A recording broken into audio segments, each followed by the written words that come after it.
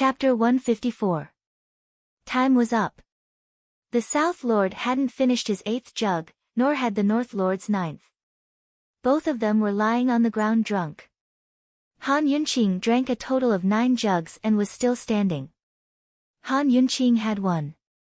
Everyone present was in disbelief, unable to believe what they'd seen with their own eyes. However, the truth was right in front of their eyes. Those who'd been waiting to see Han Yunqing lose, as well as those who didn't care, all had a whole new level of respect for this woman. Too valiant. Truly, they had to hand it to this woman. Princess Changping was stunned as well. She stood there, looking at the red-faced but still haughty Han Yunqing. For some reason, she felt a sense of inferiority. At this time, Murong Wanru bumped into her from behind. Princess Changping recovered her wits and understood that her chance had come. She immediately put on a joyful smile and laughed loudly. I knew my imperial aunt wouldn't lose face for imperial uncle. This wine competition, imperial aunt has won. Everyone believed that Princess Changping was convinced, but no matter how Han Yunqing looked at it, she felt that something wasn't right. In reality, Han Yunqing couldn't even stand properly. She was also drunk, but she still maintained a bit of clarity. She didn't know why Princess Changping had invited the North and South Lords, but she felt that something wasn't right. However, she couldn't put her finger on it. However, seeing how drunk the North and South Lords were, she guessed that the two of them wouldn't be able to cause any trouble. Then I'll have to ask Princess Changping to urge the North and South Lords to not forget our bet. Han Yunqing said. Of course. Of course. Princess Changping was especially happy. After confirming that the wine competition was over, Han Yunqing's vigilance and nervousness relaxed. She couldn't help but admit that she'd drunk too much and had already exceeded her limits. She slowly sat down and held her forehead with one hand. At this time, her head was dizzy and her stomach was churning. She wanted to vomit but couldn't. Her strength was slowly disappearing. She was too lazy to move even if she wanted to. She just wanted to lie down and sleep. Han Yunqing was about to ask a servant girl to take her to a side room to rest when Murong Wanru, who had been keeping a low profile, walked over. Sister-in-law, let me help you down to rest. You drank too much.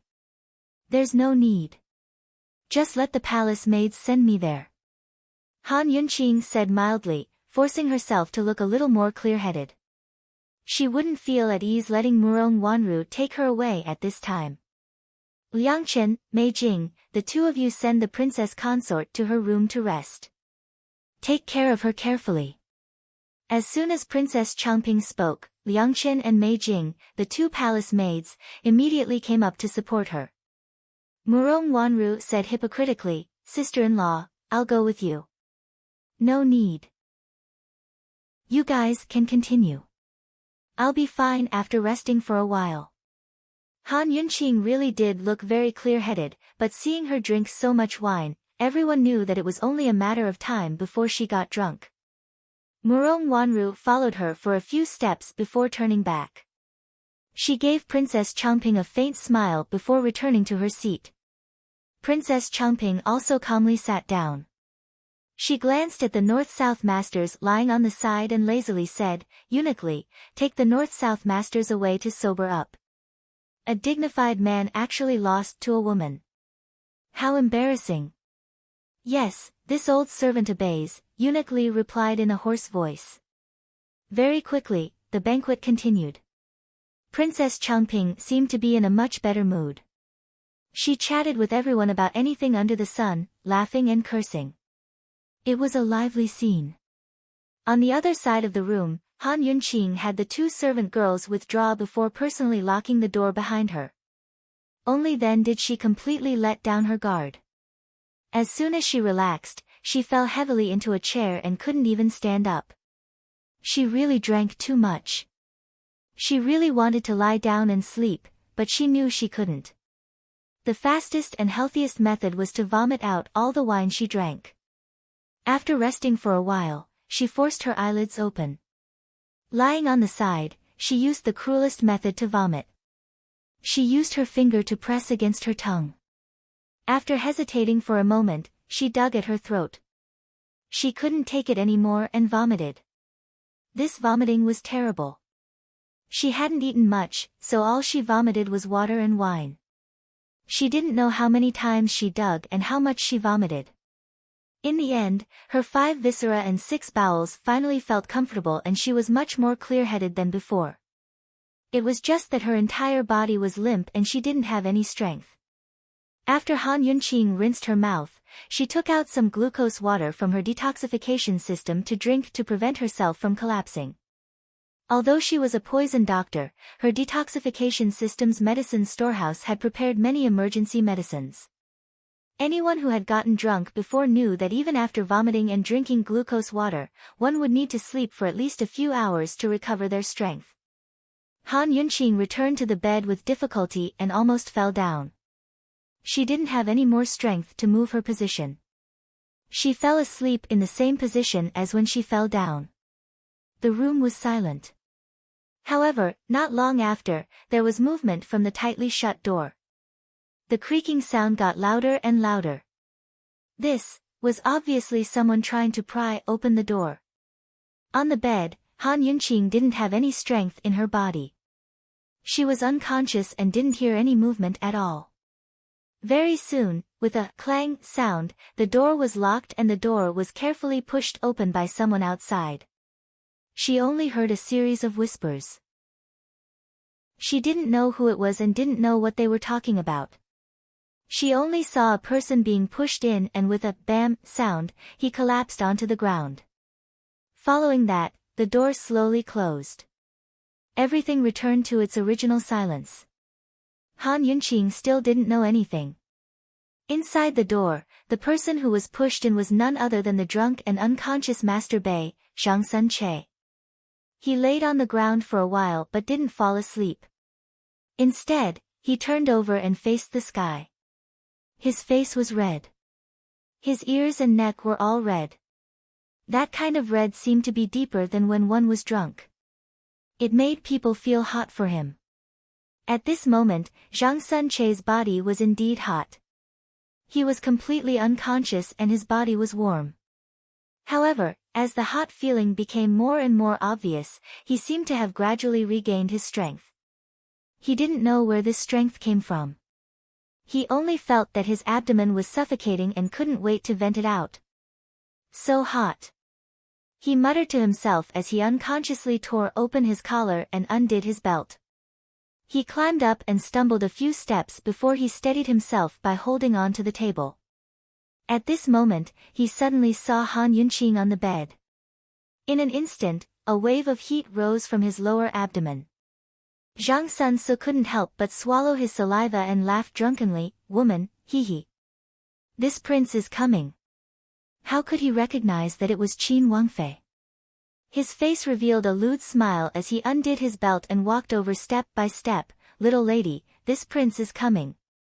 Seeing that Zhang Sunche was approaching, Han Yunqing didn't move at all, as if she didn't know how dangerous her situation was.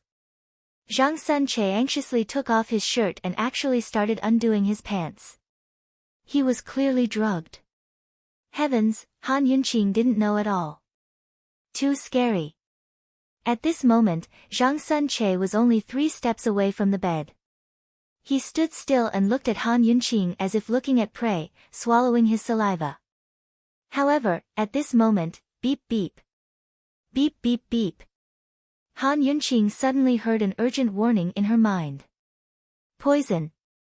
Her long-term professional vigilance made the basically drunk and asleep Han Yunqing immediately open her eyes when she heard this warning. She instantly woke up. It must be known that as a doctor, even if she received a rescue mission in the middle of the night, she had to immediately wake up. However, the moment she woke up, the shirtless Zhang Sunche suddenly pounced over. "Ah!" Han Yunqing cried out in alarm and dodged out of the way. Zhang Sunche fell onto the bed beside her. As for her, her entire body was weak. That pounce just now was just an emergency response. She also lay on the side and looked at the man beside her in disbelief. She was so scared that her face turned green. It was actually Zhang Sun-che. Why was he here? Beep beep beep. Beep beep beep. In her mind, the detoxification system kept reminding her. Han Yunqing focused and immediately understood what was going on. This guy had been drugged with an aphrodisiac. Although an aphrodisiac was called a medicine, it was actually a kind of poison. A poison that harmed people. Didn't she lock the door? How did this guy get in? Han Yunqing looked towards the door and found that the door bolt had been pried open. She instantly sucked in a cold breath and immediately understood that this was a conspiracy. Zhang Sun-che must have been drugged before being thrown in. Prying open the door with such a big commotion, were the servant girls and guards all dead? They didn't notice. This must have been done by Princess Changping. Despicable. No, it was simply disgusting. She actually used such a despicable and dirty method. Han Yunqing was still fuming. Who knew that Zhang Sun-che suddenly flipped over and reached out a lewd claw towards her? Little lady, don't dodge. This lord guarantees that you'll feel very good. Han Yunqing dodged his arm, but Zhang Sun-che's other hand immediately reached over and grabbed her sleeve. He suddenly pulled her close and sucked in a deep breath. Following which, his leg was about to cross over. Han Yunqing was scared out of her wits. She didn't have the strength to break free or dodge. She didn't think much and took out a golden needle from the detoxification system as a weapon. Using all her strength, she stabbed towards Zhang Sun-che's inner thigh. Ah! Zhang Sun-che groaned and rolled to the side in pain. At this time, his drunkenness had sobered up a little. Only, under the interaction of the drug and alcohol, he had long lost his rationality. His lust was unbearable and he couldn't wait to take this woman. Stinky woman. He roared angrily and pounced over again. Han Yunqing wanted to escape, but she was really too weak. When she turned over, she accidentally fell off the bed. But who knew that Zhang Sun-che actually grabbed her arm and wouldn't let go? His other hand reached over in a wretched manner. Scram! Han Yunqing shouted angrily and stabbed the golden needle again. But she really didn't have the strength. This time, to Zhang Sun-che, it didn't hurt or itch at all. Zhang Sun-che suddenly pulled and tore her sleeve. This tug actually released Han Yunqing. Han Yunqing threw herself to the side and finally put some distance between Zhang Sun-che and herself. She let out a long sigh. Only then did she realize that she could poison and detoxify. Damn it! Was she scared out of her wits? She couldn't wait to poison this damn thing to death, but she still held it in.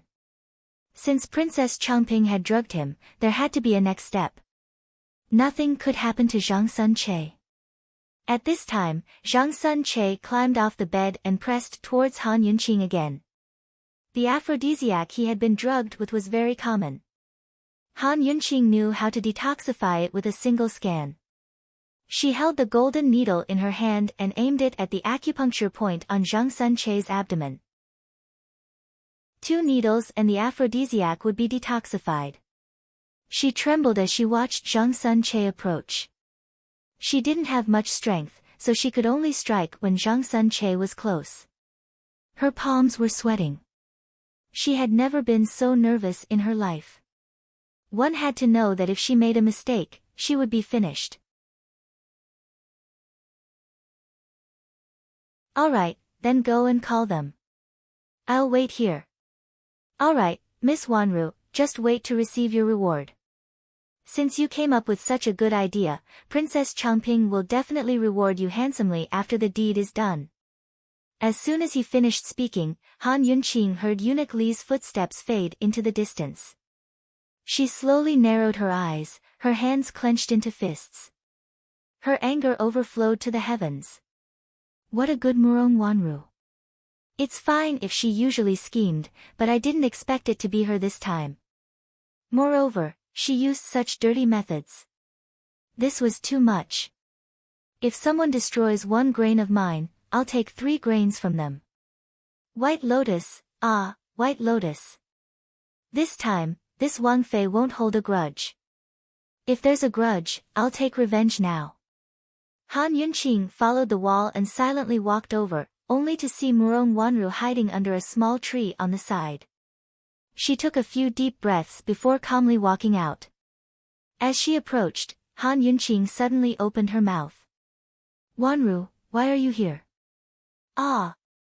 Murong Wanru shrieked and abruptly turned her head, her face full of disbelief. Han Yunqi. That's right, it was Han Yunqing. Why was she here? Wasn't she drunk, unconscious, and in the room? What, you don't want to see me, do you? Han Yunqing coldly asked. No. Murong Wanru was nervous. Who knew that Han Yunqing would ruthlessly sprinkle a handful of poison powder in her face without warning? Murong Wanru subconsciously lowered her head and rubbed her eyes. Before he could finish his words, he collapsed to the ground, unconscious. Han Yunqing coldly looked at Murong Wanru's obedient little face. She couldn't imagine that she would do such a thing. Very good. Since Murong Wanru had offered this scheme to Princess Changping, then she'd beat her at her own game. She'd let this White Lotus have a taste of what it meant to bring evil upon oneself.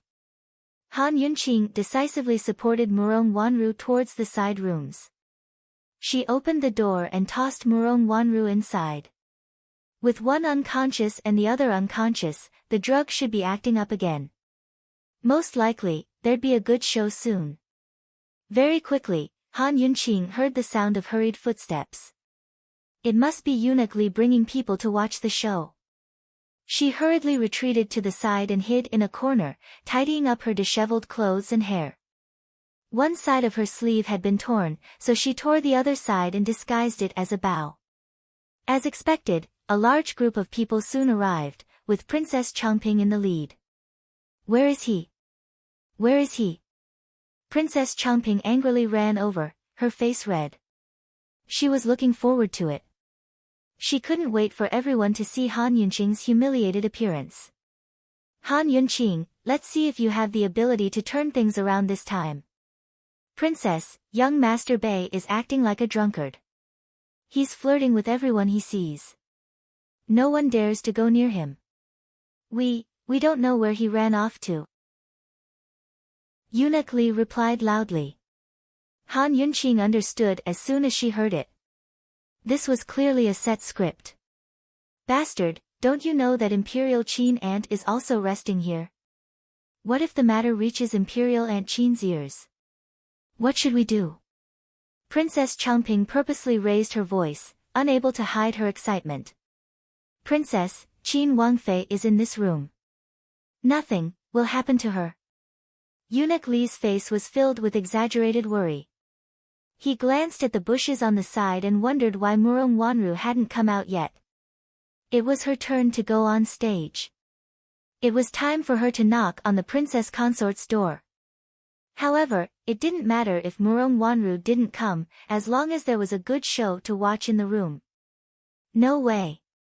Let's go take a look. Princess Changping didn't even wait for Murong Wanru to come out. She rushed to the door in front of her. Everyone was nervous because of Princess Changping, so they all followed her. Dong dong dong. Princess Changping knocked heavily on the door. Imperial Qin Ant, are you awake? Imperial Qin Ant, it's me, Changping. Are you awake? Imperial Qin Ant, please open the door.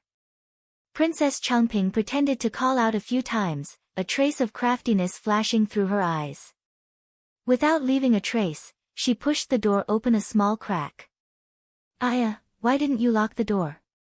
Princess Changping loudly questioned. As soon as she said this, the crowd fell silent. No one present was stupid and they all realized that something was wrong. Imperial Qin Ant, Princess Changping carefully called out, her back to the crowd as the corners of her mouth rose.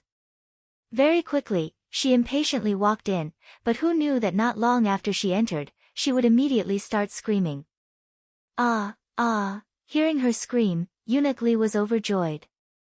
He knew it was a success. What's going on? Qin Wangfei, Your Highness, what's wrong? Eunuch Li hurriedly pushed the door completely open. In an instant, everyone gathered around.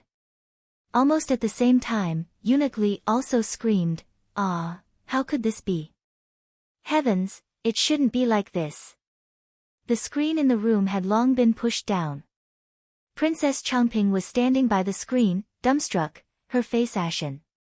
Not far from the screen, Zhang Sun-che was wearing only a pair of underwear, pressing down on an unconscious woman and about to undress her. That woman was none other than Murong Wanru. The door was wide open and everyone saw it. Everyone was in disbelief. No one had expected to see such a thing here. Heavens, what had happened? Why was Murong Wanru here? Wasn't this Qin Wangfei's resting room? Zhang Sun-che was under the control of the drug. Even though he was surrounded, his hands continued to move impatiently. Everyone present was stunned and no one stopped him. At this time, Han Yunqing walked out from the side and pushed through the crowd. What's wrong? What's going on? As soon as she reached the door and saw the scene inside, she angrily rebuked, Insolent Zhang Sun-che, why aren't you stopping? As soon as these words came out, the stunned crowd slowly recovered their wits. The women all retreated, their faces red. Zhang Sun-che, however, remained unmoved. Pervert. Han Yunqing saw a basin of water on the side and immediately brought it over, splashing it on Zhang Sun-che and Murong Wanru. With this splash of cold water, Zhang Sun-che finally stopped. At the same time, the unconscious Murong Wanru also woke up. She saw the man on top of her and lowered her head to see that her clothes had been torn to shreds. She instantly screamed, Ah! This scream could really cut through the sky. It was so ear-piercing that it was unbearable. Murong Wanru panicked. Her beautiful face lost all color, and she was terrified. How could this be? Heavens, what had happened? Get lost. Get lost. Ah, help is here. Someone come. Help, ah. She viciously pushed Zhang Sun-che, wailing and screaming like a madwoman. A trace of coldness flashed through Han Yunqing's eyes. She said angrily, Someone come, hurry and pull him away. As soon as she said this, Murong Wanru finally noticed the people around her. She also noticed Han Yunqing's presence. She was dumbfounded. How could? Two men rushed out of the crowd and hastily pulled Zhang Sun-che away. Zhang Sun-che's mind was still hazy as he began to struggle and curse.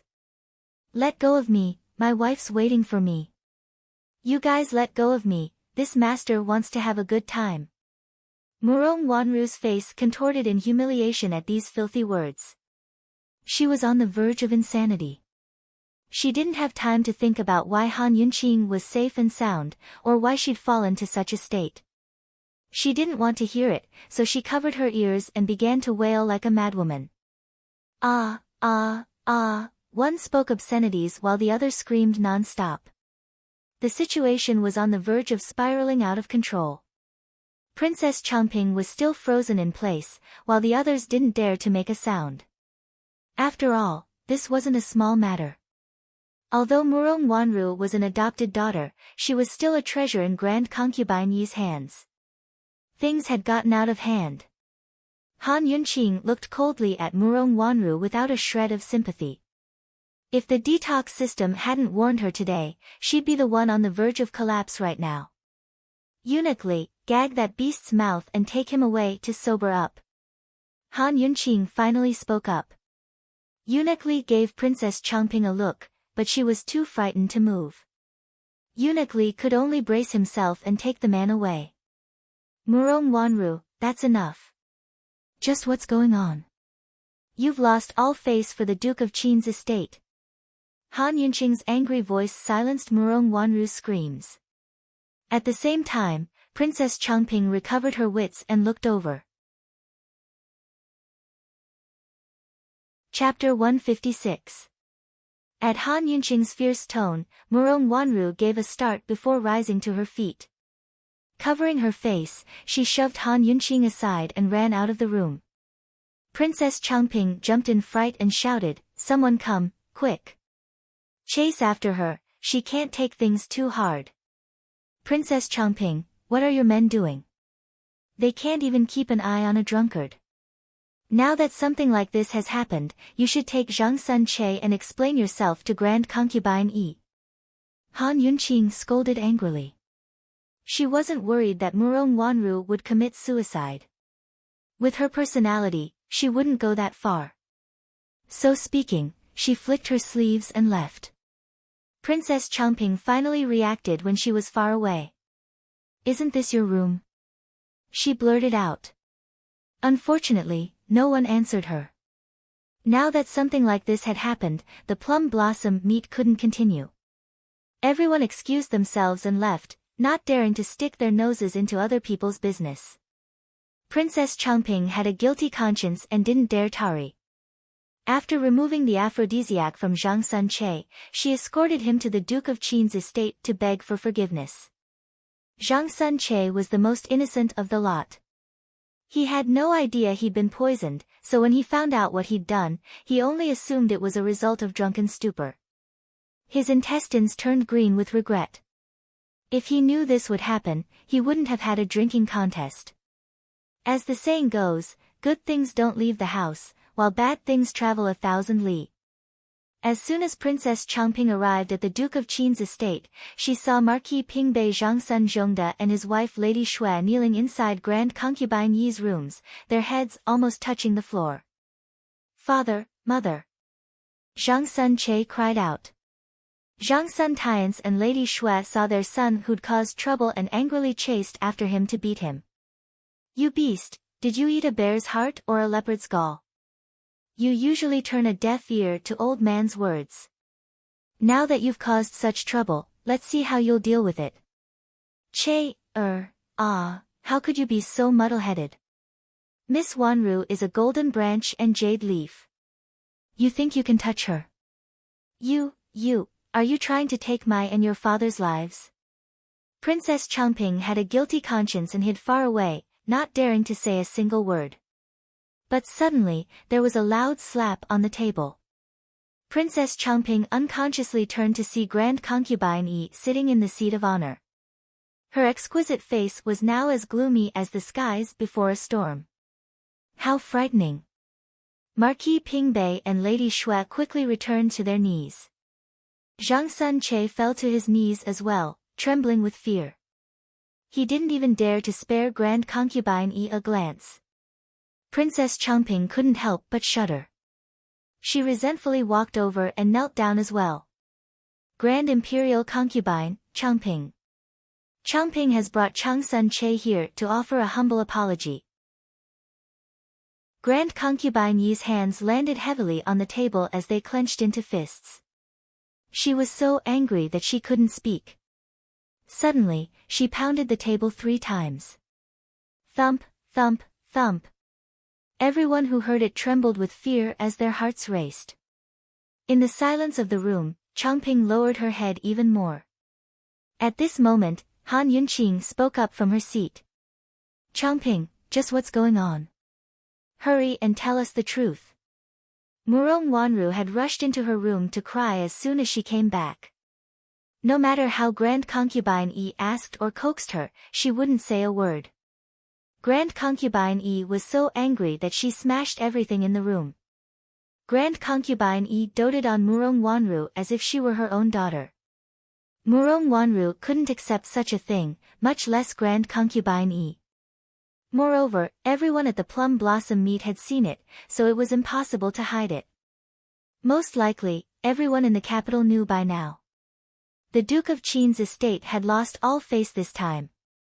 Most frightening of all, Murong Wanru's life was ruined. I don't know anything, I was at the banquet the entire time. It was Eunuch Li who said Zhang Sun Che had gone crazy from drinking, so I hurried over. But who knew? Princess Changping trailed off, glancing at Han Yunqing. Imperial Qin Aunt, I wanted to ask you about this. You were clearly the one resting in that room, so why was Wanru in there? Why did she faint? You're asking me, but who am I supposed to ask? Han Yunqing retorted angrily, before explaining herself. I rested for a bit before going to the restroom. As soon as I came back, I ran into something like that. The side rooms were all guarded by your men, so how did they do their job? Zhang Sun-che went crazy from drinking and Eunuch Li knew to report it. Didn't he have people watching over him? Han Yunqing stood up angrily. You still dare to ask me? It's a good thing I went to the restroom, or else. Heaven knows how much face the Duke of Qin's estate would lose today. Grand Concubine Yi's expression turned even uglier at these words. Finally, she spoke up, her voice frightening. Call Eunuch Li in for me. Eunuch Li, who'd been kneeling by the door all this time, scrambled inside to kneel by Princess Changping's side. To reply, esteemed imperial concubine, Zhang Sun-che went crazy from drinking and wanted to take liberties with any girl he saw. This old servant couldn't stop him and panicked, so I didn't give any instructions before going to report to the princess. Who knew that those girls all hid away?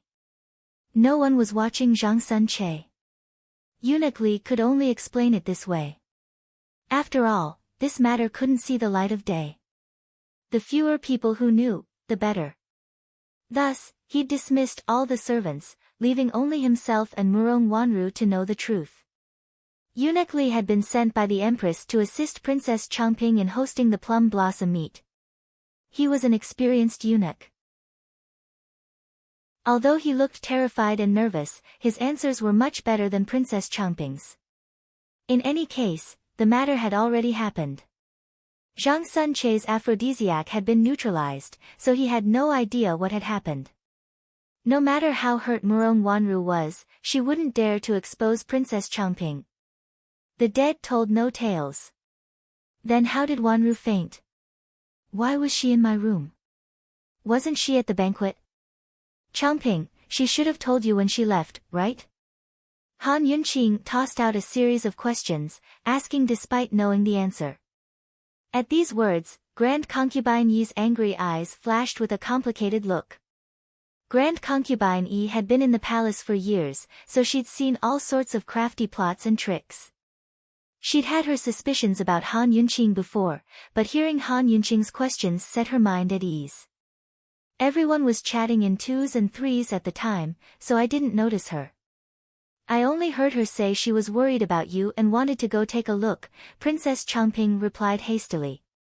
Eunuch Li hesitated before adding, esteemed imperial concubine, Zhang Sun-che was so drunk that he lost consciousness. It looks like we can only ask Miss Wanru herself how she got into his room. Grand Concubine Yi glared at Zhang Sun-che, her gaze as sharp as a knife. She wanted nothing more than to gouge out his heart. Zhang Sun-che's family of 3 had been silent the entire time, not daring to lift their heads. Although Marquis Pingbei's estate was a powerful and influential family, it was nothing in Grand Concubine Yi's eyes. Marquis Pingbei was alarmed, but secretly rejoiced in his heart. It was fortunate that this unfilial son had bullied Murong Wanru instead of Qin Wangfei. Otherwise, he wouldn't even be questioned today. His entire family wouldn't be spared either. Silence reigned in the room for a long time before Grand Concubine Yi spoke coldly. Wanru, just how did you get into your sister-in-law's room? And how did you lose consciousness? Everyone was stunned by her words. They never expected Murong Wanru to be here as well, but where was she? Murong Wanru was hiding behind a large screen in the seat of honor. Although her body was curled up and shivering, her teary eyes were filled with malice and resentment. She only remembered running into Han Yunqing in the little garden next to the room. After that, she had no recollection of anything else. She didn't know why she'd lost consciousness, or why she ended up in that room. Of course, she knew Han Yunqing had something to do with this, but she couldn't say it now. As soon as she revealed Han Yunqing's identity, Han Yunqing's personality and skills would definitely investigate to the end. After all, the fact that Han Yunqing could leave that room that day proved that she knew everything. If the truth came out, wouldn't she become a laughingstock? At that time, Marquis Pingbei's estate might even bite her back. As for Princess Changping, she couldn't even protect herself, much less Murong Wanru. Right now, she was suffering in silence, unable to speak of her bitterness. Grievance, regret, unwillingness, resentment, shame, and fright were all mixed together. She hated Han Yunqing to the core. If it wasn't for Han Yunqing, she wouldn't have fallen to her current state. Her future was gone. Thinking up to here, Murong Wanru bit down on her robes, but her sobs still escaped. As soon as they heard the low sobs behind Grand Concubine Yi, everyone realized that Murong Wanru was there. Grand Concubine Yi was already vexed, but hearing the sobs only made her even angrier. She suddenly shouted, "What are you crying for? Speak! What a disgrace!" At the shout, Murong Wanru's tears fell like rain. She felt so wrong that she even wanted to die. But she had to answer. She didn't want to die, she couldn't accept it. Mufei, sob, I was going to see sister-in-law, but no one answered when I knocked, so I pushed the door. Who knew that the door wasn't locked, so I went in. Who knew, sob. I fainted from fright from that beast. What happened after that, sob. Murong Wanru didn't finish before sobbing and running away. No one answered when she knocked, so she pushed the door open and went in. This matched up with Han Yunqing's story of going to the washroom. Matching up the testimonies of everyone was a natural process with no flaws. Most importantly, Murong Wanru had personally explained how she'd entered the room and fainted. She wouldn't lie, would she? Everything had a cause and effect, but the main culprit was still Zhang Sunche. As Murong Wanru's sobs faded into the distance, Grand Concubine Yi propped her head up with one hand, breathing heavily from anger. Now that everything was clear, shouldn't it be time to investigate who was responsible? Han Yunqing didn't say a word, but offered up a cup of tea. Grand Concubine Yi glanced at her with furrowed brows. Cold as ever, she said, "Changping, take your dog servant and scram back to the palace. Tell your Mufei that she has to give me an explanation for this." Leaving aside Changping, even the Empress dreaded Grand Concubine Yi. The plum blossom meat was given to Princess Changping by the Empress herself. Eunuch Li was one of the Empress's people, so naturally she had to deal with him. Yes. Changping understands. Princess Changping slipped away like a wisp of smoke. It was better to face Mufei than this granny-level Grand Concubine Yi. Once she was gone, only Marquis Pingbei's family of 3 remained in the room. Han Yunqing's lips rose to a languid smile. She knew that the real headache for Grand Concubine Yi was this family of 3. Chapter 157. Although Zhang Sunche really hadn't done anything to Murong Wanru, everyone had seen the scene in the room and blushed with shame. In other words, Murong Wanru's chastity had been stolen by Zhang Sunche. Naturally, Zhang Sunche's crimes couldn't be forgiven, so how could Grand Concubine Yi forgive him so easily? Even killing him wouldn't be enough to vent her anger. But Murong Wanru was still an unmarried maiden who'd lost her chastity to Zhang Sunche. If Zhang Sunche died, what would happen to Murong Wanru? Who else could she marry? Would anyone higher than Marquis Pingbei's estate be willing to marry her? Even if she lowered her demands, no one would want to marry her. Smart people knew that the only way to save Murong Wanru's life was to marry her off to Zhang Sunche. In the silence of the room, Grand Concubine Yi didn't speak. Naturally, Marquis Pingbei was a smart man as well. Although he was furious at his son's actions, he'd long analyzed the situation thoroughly. Seeing Grand Concubine Yi's silence, Marquis Pingbei raised his head and spoke first. "Esteemed imperial concubine, my unfilial son committed such a heinous crime. It's truly unforgivable. It's the father and son's fault for not teaching their son. No matter what esteemed imperial concubine decides, this official and his wife will have no complaints. Only, I beg esteemed imperial concubine to think of Miss Wanru's future and let my unfilial son take responsibility for her until the end. When Marquis Pingbei finished speaking, Grand Concubine Yi glared at him and slammed the table a few more times without a word. Marquis Pingbei secretly nudged his son next to him. Zhang Sunche had already sobered up and knew the severity of the situation. At his father's reminder, he braced himself to raise his head. Fortunately, Grand Concubine Yi wasn't looking at him, or else he wouldn't have the guts. He clasped his hands in front of his chest, his face earnest. Esteemed imperial concubine, please marry Miss Wanru to me. I'll definitely take responsibility until the end and treat her well for the rest of my life. Boom! Grand Concubine Yi slammed the table and glared at him. Frightened, Zhang Sunche immediately lowered his head, not daring to make a sound. Seeing him as cowardly as a mouse, Grand Concubine Yi grew even more indignant. Of course, she knew that the best and only's best option was to marry Murong Wanru to Zhang Sunche. But she couldn't accept it. She couldn't accept it. Wan Wan was the adopted daughter of the Duke of Qin's residence. Marrying the legitimate son of Marquis Pingbei was not considered marrying down. However, Marquis Pingbei's young master was dissolute by nature. He even touched his father's concubine. How could she marry such a dissolute person who ruined the family's reputation? TSS Wanru's TTS, it. Even though Han Yunqing had mentioned marriage before, Grand Concubine Yi had only agreed half-heartedly. In her heart, she still couldn't bear to part with her daughter and hoped that one day she'd become the Duke of Qin's concubine so she could keep her company at home. But now she had no choice but to marry, and to such a disgraceful thing. Marquis Pingbei kept tugging at his son's robes, urging him to take on more responsibility. But Zhang Sunche looked like a suave, dandy, and arrogant man, but he was only strong on the outside and weak on the inside. After Grand Concubine Yi's scare, he didn't dare to raise his head again. Moreover, he didn't want to marry Murong Wanru either. If she married into Marquis Pingbei's estate as Grand Concubine Yi's foster daughter, wouldn't he be tightly controlled? How could he have good days in the future? Unable to urge his son, Marquis Pingbei spoke again, his tone earnest and heartfelt.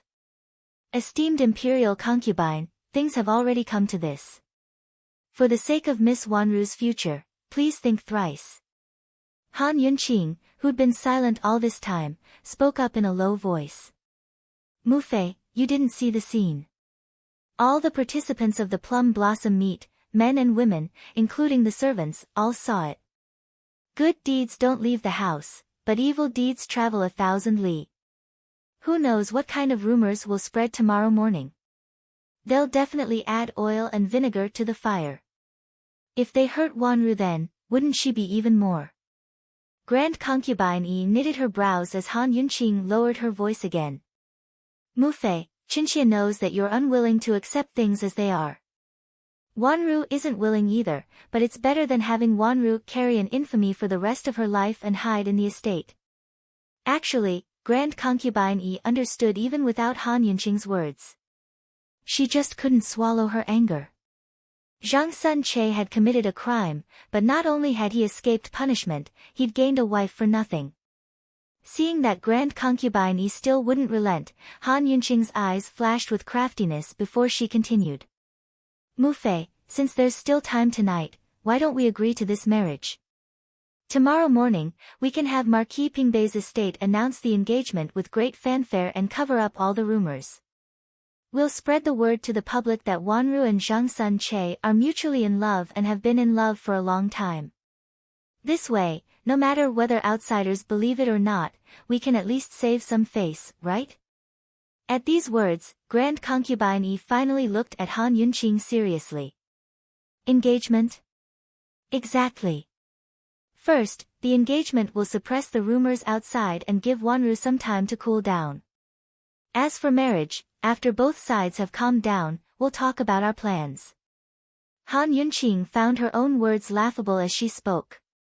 Announcing the engagement with great fanfare was the same as cooking raw rice into cooked rice. Then the marriage was inevitable and there was nothing else to plan. But to the vexed grand concubine Yi, these words were like a cup of cold tea in the hottest days of the summer. Finally, it suppressed the flames of anger in her heart. She gave Han Yunqing a serious look before exhaling. "That's all we can do." Han Yunqing rejoiced in her heart before she said considerately, "Mufei, Chinchia counts as Wanru's sister-in-law. Let Chinchia discuss the details of the engagement with Marquis Pingbei and his wife." Grand concubine Yi didn't even want to spare Zhang Sun Che a glance, much less discuss the details. She had no choice but to agree. After making her decision, Grand concubine Yi finally recovered from the blow. Cold, she looked towards Marquis Pingbei with an air of haughtiness. "Zhang Sun Zhongda, since Wanru and your son are mutually in love with each other, and you and your wife came overnight to propose marriage, I won't make things difficult for you. Tomorrow morning, we'll settle the marriage. As for when, we'll discuss it another day." This was an order, not a discussion. As soon as Grand concubine Yi finished, she rose to leave with a flick of her sleeves, leaving Marquis Pingbei's family of 3 kneeling in place. Both of them were in love with each other. When did Murong Wanru and Zhang Sun Che couldn't figure it out. He was about to ask when Marquis Pingbei shut him up with a glare. Han Yunqing looked over with a smile. "Marquis Zhang Sun, do you have any objections?" Marquis Pingbei hastened to say, "No. No. My son and Miss Wanru are mutually in love with each other, that's something everyone knows. Many thanks to esteemed imperial concubine for her favor and willing to marry Miss Wanru off to Marquis Pingbei's estate. We husband and wife can't thank you enough. Tomorrow morning, we'll definitely prepare the betrothal gifts and personally deliver the betrothal gifts." As expected, Marquis Pingbei was a smart man. He caught on with a hint, which saved Han Yunqing a lot of talking. She smiled in satisfaction. "Miss Wanru might be the Duke of Qin's foster daughter, but she's still one of us. An engagement isn't a small matter. Marquis Zhang Sun shouldn't be too shabby, lest you make esteemed imperial concubine unhappy." Han Yunqing didn't finish her sentence, but Marquis Pingbei was already nodding his head. "Many thanks to esteemed Wang Fei for the reminder. Everything, this official knows what to do." "I know." "Very good." Han Yunqing liked to talk to smart people. She was certain that tomorrow's engagement ceremony would be a grand affair that wouldn't lose out to the wedding procession. She didn't make things difficult for them, but left them with a few more words before letting them go back. Currently, Grand concubine Yi was coaxing Murong Wanru in the orchid courtyard. Standing by the courtyard entrance, one could hear Murong Wanru's sobs and Grand concubine Yi's occasional angry rebukes. Han Yunqing glanced at it and couldn't help but burst into laughter. "Bai Lianhua, Bai Lianhua. Even you didn't think you'd fall into the hole you dug for yourself." Once tomorrow's wedding was set, Bai Lianhua would be married off after the new year. Thinking up to here, Han Yunqing couldn't help but look forward to the future. Bai Lianhua wasn't living in the estate, but she was on good terms with Grand concubine Yi. Her days would be much more stable now, and she wouldn't have to live in a corner of the hibiscus courtyard anymore. When she reached the gates of the hibiscus courtyard, she glanced at the pitch-black sleeping quarters in the distance. Han Yunqing mused that if she wanted to move out of the hibiscus courtyard, that bastard Long Fei shouldn't refuse, right? He'd rather she stay far away from his lands, wouldn't he? As Han Yunqing mused, she unconsciously stood there for a long time. She hadn't seen him for days now, so she didn't know what he was busy with. Early the next morning, the sound of firecrackers could be heard from Xuanwu Avenue. While others gave their daughters 10 li of red dowry, Marquis Pingbei's estate gave their betrothal gifts 10 li away. 2 red-robed servants carried a chest full of betrothal gifts and lined it up in pairs. They formed a long dragon on Xuanwu Avenue, mighty and bustling with noise and excitement. Marquis Pingbei and his wife brought Zhang Sun Che along with a wedding nanny at the very front. Aside from Zhang Sun Che's unsightly expression, everyone else was beaming from ear to ear with happiness. It wasn't far from Marquis Pingbei's estate to the Duke of Qin's estate, but the procession took a detour on purpose to attract countless onlookers. As soon as they heard that Marquis Pingbei was going to the Duke of Qin's estate for the betrothal, everyone broke into discussion. Moreover, Marquis Pingbei had arranged for quite a few people in the crowd. Thus, news of Murong Wanru and Zhang Sun Che's mutual affection spread like wildfire. Although news of yesterday's plum blossom meet spread as well, it didn't gain the upper hand. It wasn't clear how Grand Concubine Yi had convinced Murong Wanru, but she still attended the engagement ceremony. Her eyes were red as she glared at Han Yunqing. Her previous delicate and pitiful demeanor was nowhere to be seen. Most likely, she knew Han Yunqing was the one who came up with the idea. Han Yunqing allowed her to look as she pleased, but she didn't expect Long Fei to show up as well. Still, after thinking it over, she realized that as her older brother, he really should be there. After the engagement ceremony, everyone dispersed. Grand Concubine Yi exhaled and said, "Fei, Wanru's marriage, what do you think?" Hearing this, Murong Wanru quickly looked over, but Long Fei Yi only replied, "It's too rushed to get married within the year. Let's set it after the new year." This wasn't the answer Grand Concubine Yi wanted, much less Murong Wanru. When she realized that she had no fate with the Duke of Qin in this lifetime, Murong Wanru's heart filled with sorrow. Her eyes reddened as she covered her mouth and ran away. All of this was caused by Han Yunqing. It was all Han Yunqing's fault. She silently vowed in her heart that even if she got married, she wouldn't let Han Yunqing off so easily. Seeing Murong Wanru like this and her son's cold demeanor, Grand Concubine Yi couldn't help but knit her brows. So annoying. But it was then that Gui Mama came to report, "Grand Imperial Concubine, Your Highness, Princess Rongla has come to pay a visit." Chapter 158. Duan Muyao really came to pay a visit? Everyone in the city knew that Marquis Pingbei's estate had come to the Duke of Qin's estate for the betrothal. Wasn't it inappropriate for Duan Muyao to choose this day to pay a visit? But she'd come at the right time. The betrothal guests had all left before she came to visit. Han Yunqing couldn't help but suspect that this woman had predicted that Long Fei Yi would be at the estate and picked a good time to come. But did she really have to go to this extent just to see her senior brother? Aya, Yao Yao, that girl's finally here. Grand Concubine Yi, who hadn't smiled since last night, finally revealed a smile. Her Yao Yao was proof of her close relationship with Duan Muyao. Han Yunqing couldn't help but think that if Duan Muyao married into the Duke of Qin's estate, they'd be a perfect match for each other. What kind of scene would it be on the day of the wedding? It'd probably be twice as grand as the one at Marquis Pingbei's estate today. Grand Concubine Yi and Long Fei Yi would definitely be waiting at the gates early to welcome them.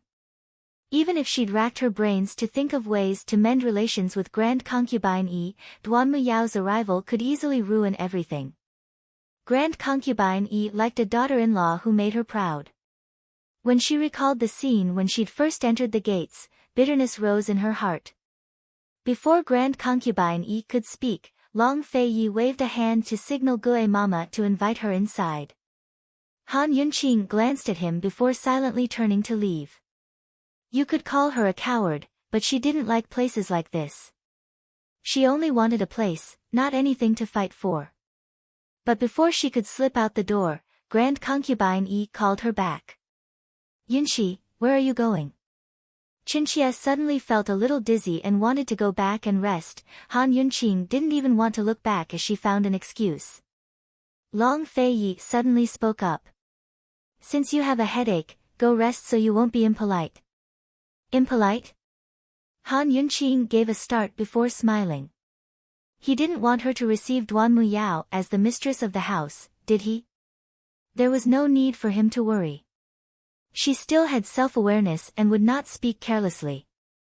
Grand Concubine Yi said seriously, Yao Yao isn't an outsider, so there's nothing to be rude about. Moreover, there'll be a family in the future, so we should get to know each other better. As soon as he said that, Han Yunqing felt as if she had been hit hard by something. Her head was in a daze, and she really couldn't come back to her senses. Could it be that Duanmu Yao's marriage alliance with the Duke of Qin wasn't just a rumor?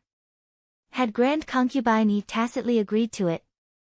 Han Yunqing finally turned around and looked at Long Fei Yi. At this time, Long Fei Yi was also looking at her, but he only glanced at her once before moving away. Long Fei Yi didn't react to Grand Concubine Yi's words. Yunshi, come here, Grand Concubine Yi beckoned with a hand. Han Yunqing could only walk over and sit by her side. Permitted. Yao Yao is Fei's junior sister and is famous for her talents. You'll have plenty of chances to interact in the future, so you should learn from her, Grand Concubine Yi instructed. Han Yunqing smiled coldly in her heart. Grand Concubine Yi had spent an entire day and night on Murong Wanru's affairs. She probably didn't know anything else about the plum blossom meet yet, but she wanted her to learn from a defeated opponent. She laughed in her heart without explaining a thing. She knew that Grand Concubine Yi liked Duanmu Yao not because of her talents, but because of her illustrious birth. Western Zhou's princess of the first wife and Tianshan Kenzo's genius female disciple, a daughter-in-law like this would bring her a lot of glory. From now on, no one would say that the Duke of Qin had married a commoner or a good-for-nothing. After finally settling that White Lotus Murong Wanru, she never expected Duanmu Yao to show up right after. She didn't fight for it, but would others allow her to have a place in the estate? Would they allow her to claim half of the title of Duke of Qin's official consort? Very soon, Duanmu Yao arrived by herself. Gue Mama respectfully followed behind her, carrying 3 heavy gifts.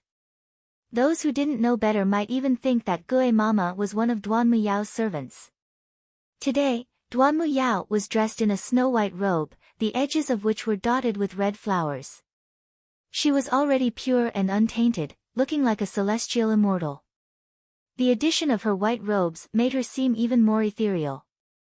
She strode in and immediately curtsied to Grand Concubine Yi with a slight smile. 10,000 blessings to esteemed imperial concubine.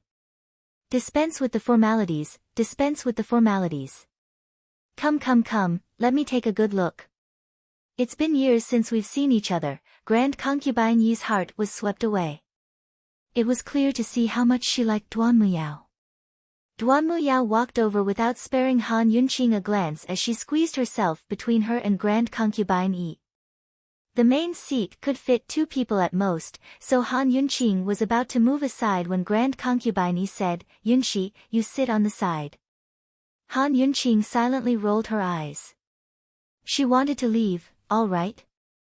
Han Yunqing's eyes flashed with a smug smile as she asked, Senior brother, last time I told you to send my greetings to esteemed imperial concubine. You haven't forgotten, have you? I forgot, Long Fei Yi replied simply. You've always been like this since you were young. Duanmu Yao looked askance at him before explaining to Grand Concubine Yi. Esteemed imperial concubine, Yao Yao wanted to pay respects as soon as she reached the capital, but I was delayed by matters until today. Yao Yao came back this time especially to give you something good. As she spoke, Nanny Gui presented the big gift to her. This is the biggest Chinese knotweed that Celestial Mountain picked this year. It's black and soothes the nerves. As long as you eat a little every day, I guarantee that you'll still have a head of black hair in 10 years. Grand Concubine Yi loved it. You're such a thoughtful girl. You know how good I am, don't you? Duanmu Yao said coquettishly. Those who didn't know better might even think she was Grand Concubine Yi's daughter. And also, this is for Wanru. Her matters. Duanmu Yao trailed off, hesitating before continuing. She only went to the side rooms because she was worried about her sister-in-law. It's a pity. At these words, Han Yunqing looked up. What a Duanmu Yao. She hasn't even married into the family yet, but she's already trying to drive a wedge between us. What will happen in the future? Grand Concubine Yi knitted her brows at Han Yunqing before sighing softly. She didn't say a word. Now that things have come to this, esteemed imperial concubine should set her mind at ease. Don't harm your body. Fortunately, Marquis Pingbei's estate is a rich and influential family. Little sister Wanru won't lose her status even if she marries over. With you and His Highness backing her up, she won't suffer any losses. Duan Mu Yao really knew how to coax people. Every word untangled the knot in Grand Concubine Yi's heart. All right, let's not talk about these things. I'm already relieved that you came, Grand Concubine Yi smiled faintly. Then how about Yao Yao spend the new year with you? Duan Mu Yao seized the chance to ask. Grand Concubine Yi rejoiced. Don't try to make me happy. That'll depend on whether senior brother agrees or not, Duan Mu Yao said coyly, pouting as she looked towards Long Fei Yi. Grand Concubine Yi looked over as well, but Han Yunqing had her head bowed as she stared at the teacup in her hands. Long Fei glanced at Han Yunqing and saw her indifferent expression. For some reason, he grew angry and replied coldly, "It's fine as long as Mu Fei decides." Grand Concubine Yi was puzzled. She never expected her son to be so easy to discuss. Years ago, when she found out that her son had this little junior sister, she had been looking forward to their marriage. But Yao Yao's status was special, so she didn't dare mention it lightly. She never expected Western Zhou to have intentions of making peace through marriage. Emperor Tianhui had been pressured into following Western Zhou's wishes in the matter. In this way, everything went smoothly. Unfortunately, when it came to his son, it was not easy to pass the final hurdle.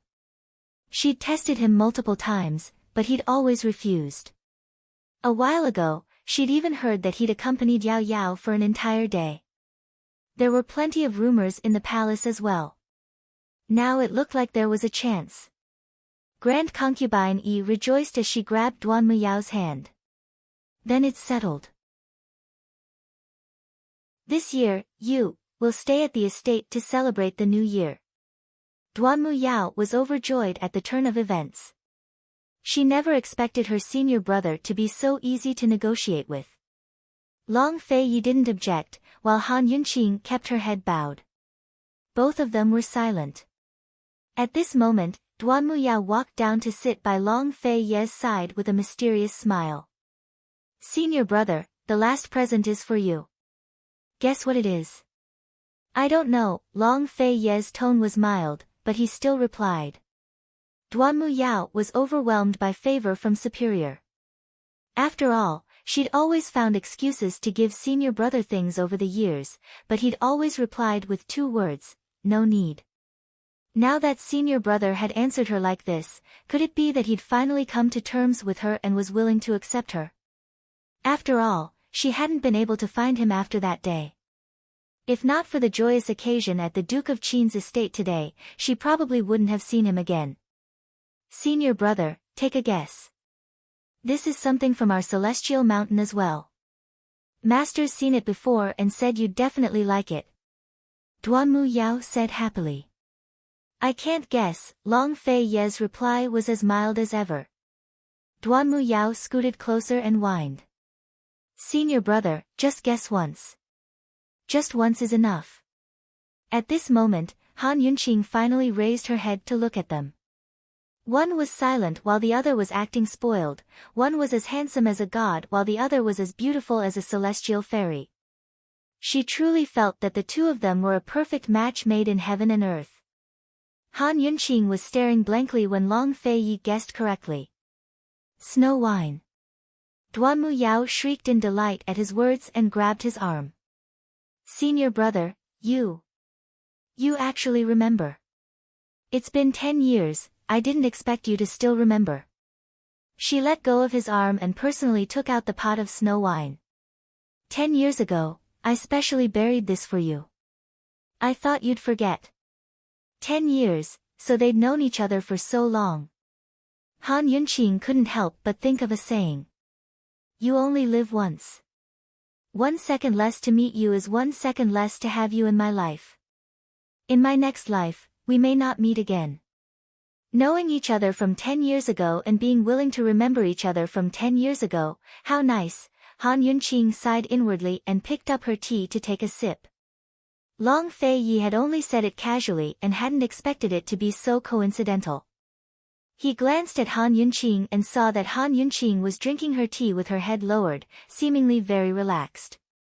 Finally, his face, which was as cold as ice, suddenly turned a few degrees colder. He didn't understand what Han Yunqing was doing. Back then, she'd shamelessly kicked the sedan chair door to marry him, but now she was standing aloof from worldly affairs. What did this woman take him for? She wanted to climb up the social ladder so she could do so, but she didn't want to play anymore. What right did she have? Was the title of Qin Wangfei just for fun? Senior brother, do you want to unseal it and taste it? It's been 10 years. Duanmu Yao was drowning in happiness. I'll unseal it tonight. You stay for dinner. This was the first time Long Fei Yi had asked a guest to stay. All right. Duanmu Yao nodded immediately, afraid that Long Fei Yi would change his mind. Her heart was surging with emotions, while Grand Concubine Yi was thrilled. She immediately ordered Gue Mama to prepare dinner. But Han Yunqing's eyes drooped as she thought to herself, looks like Long Fei Yi won't be going out after the new year. There should be 2 joyous events at the Duke of Qin's estate after the new year. When Duanmu Yao saw that Han Yunqing hadn't said a word, her eyes flashed with disdain. But she wasn't planning to let her off so easily. That's right, esteemed Wangfei. I came in a hurry and didn't prepare any gifts for you. You won't blame me, right? She asked seriously. Han Yunqing finally raised her head, her expression indifferent. I won't. She didn't care. But Duanmu Yao provoked her again. Esteemed Wangfei, I forgot to ask you. You won't mind if I spend the new year at your estate, right?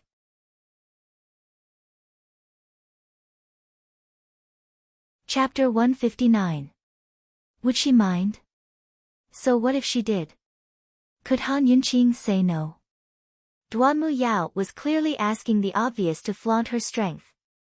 Han Yunqing was so silent that she seemed especially quiet. Seeing this, Duanmu Yao's smile grew even more scornful. Today, she had to make this woman say, I don't mind. She'd let her know that even though she was Qin Wangfei, she had no say in this household.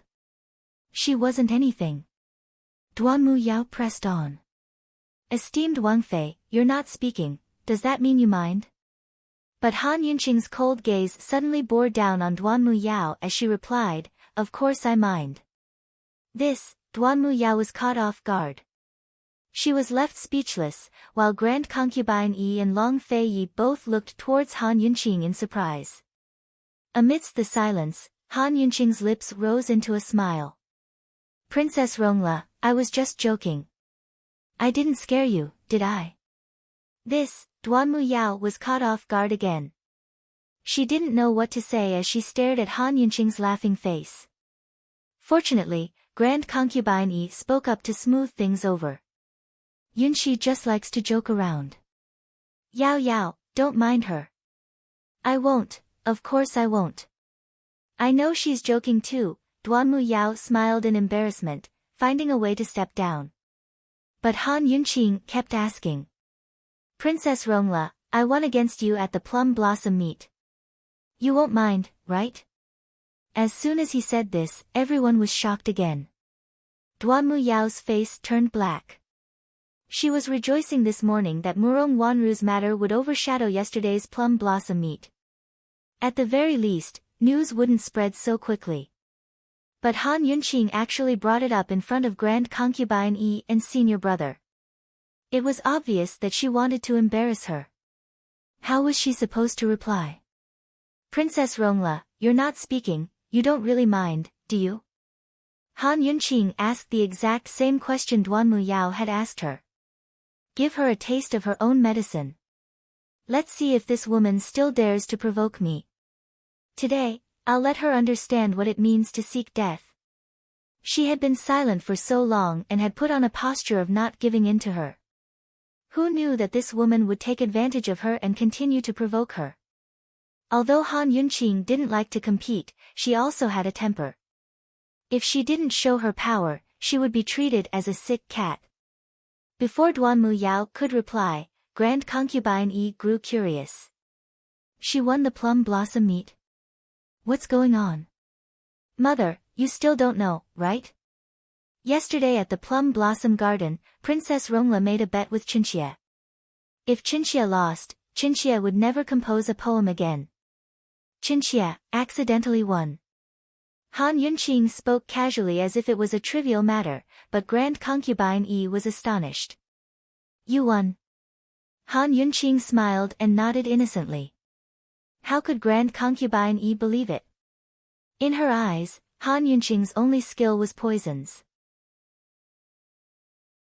As for poetry, zither, chess, calligraphy, and other elegant things, how could a young miss from a small family like her understand such things? At the Plum Blossom meet, she only hoped that Han Yunqing wouldn't lose face for her.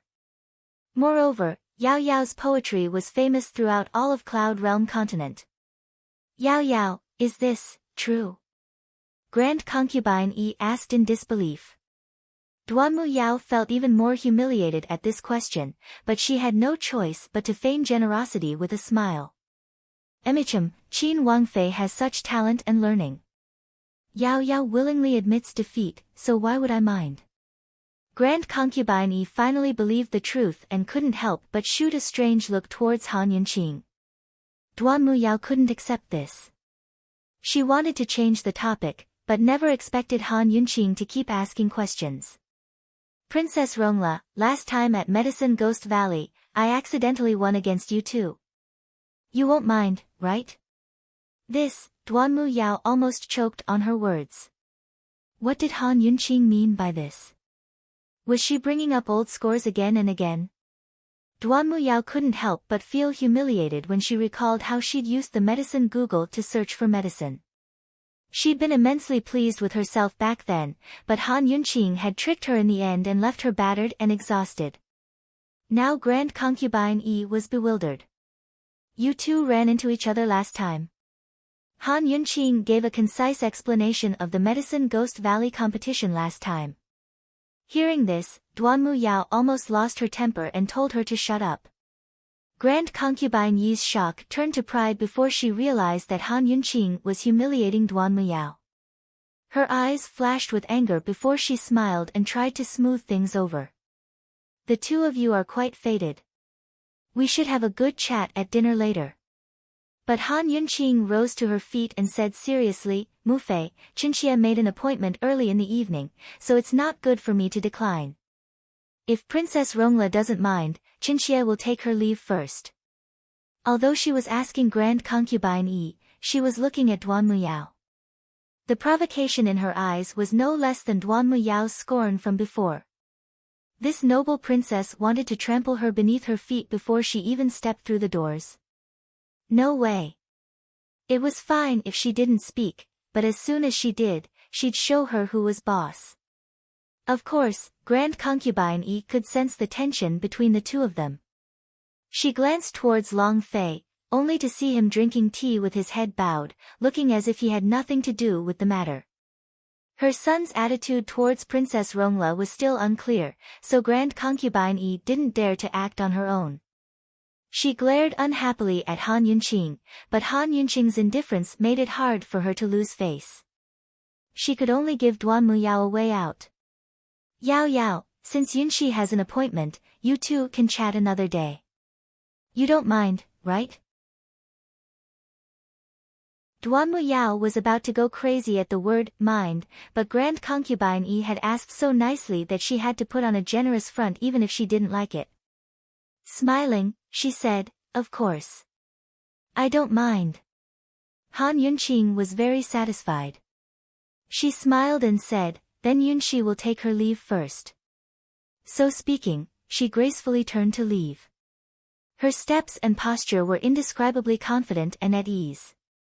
Nobody noticed that the silent Long Fei Yi had long raised his head to stare at her retreating form, his lips drawn up in a satisfied smile. Han Yunqing didn't have an appointment at all. When she returned to the leisurely cloud pavilion, Zhao Mama had already prepared a table full of delicious dishes. She was clearly hungry, but when she picked up her chopsticks, she suddenly lost her appetite. She didn't know what to eat. Esteemed Wang Fei, the kitchen's prepared many dishes tonight. This servant secretly gave you a few, so hurry and try them, Zhao Mama coaxed.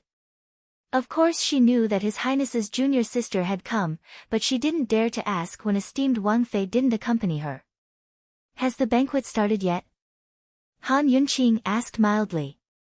It just started, Zhao Mama replied honestly.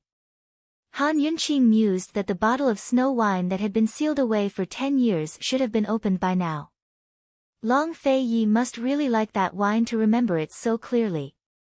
She picked up her chopsticks and poked at a few pieces of vegetables. She wanted to make do with it, but in the end she lost her appetite and decided not to eat.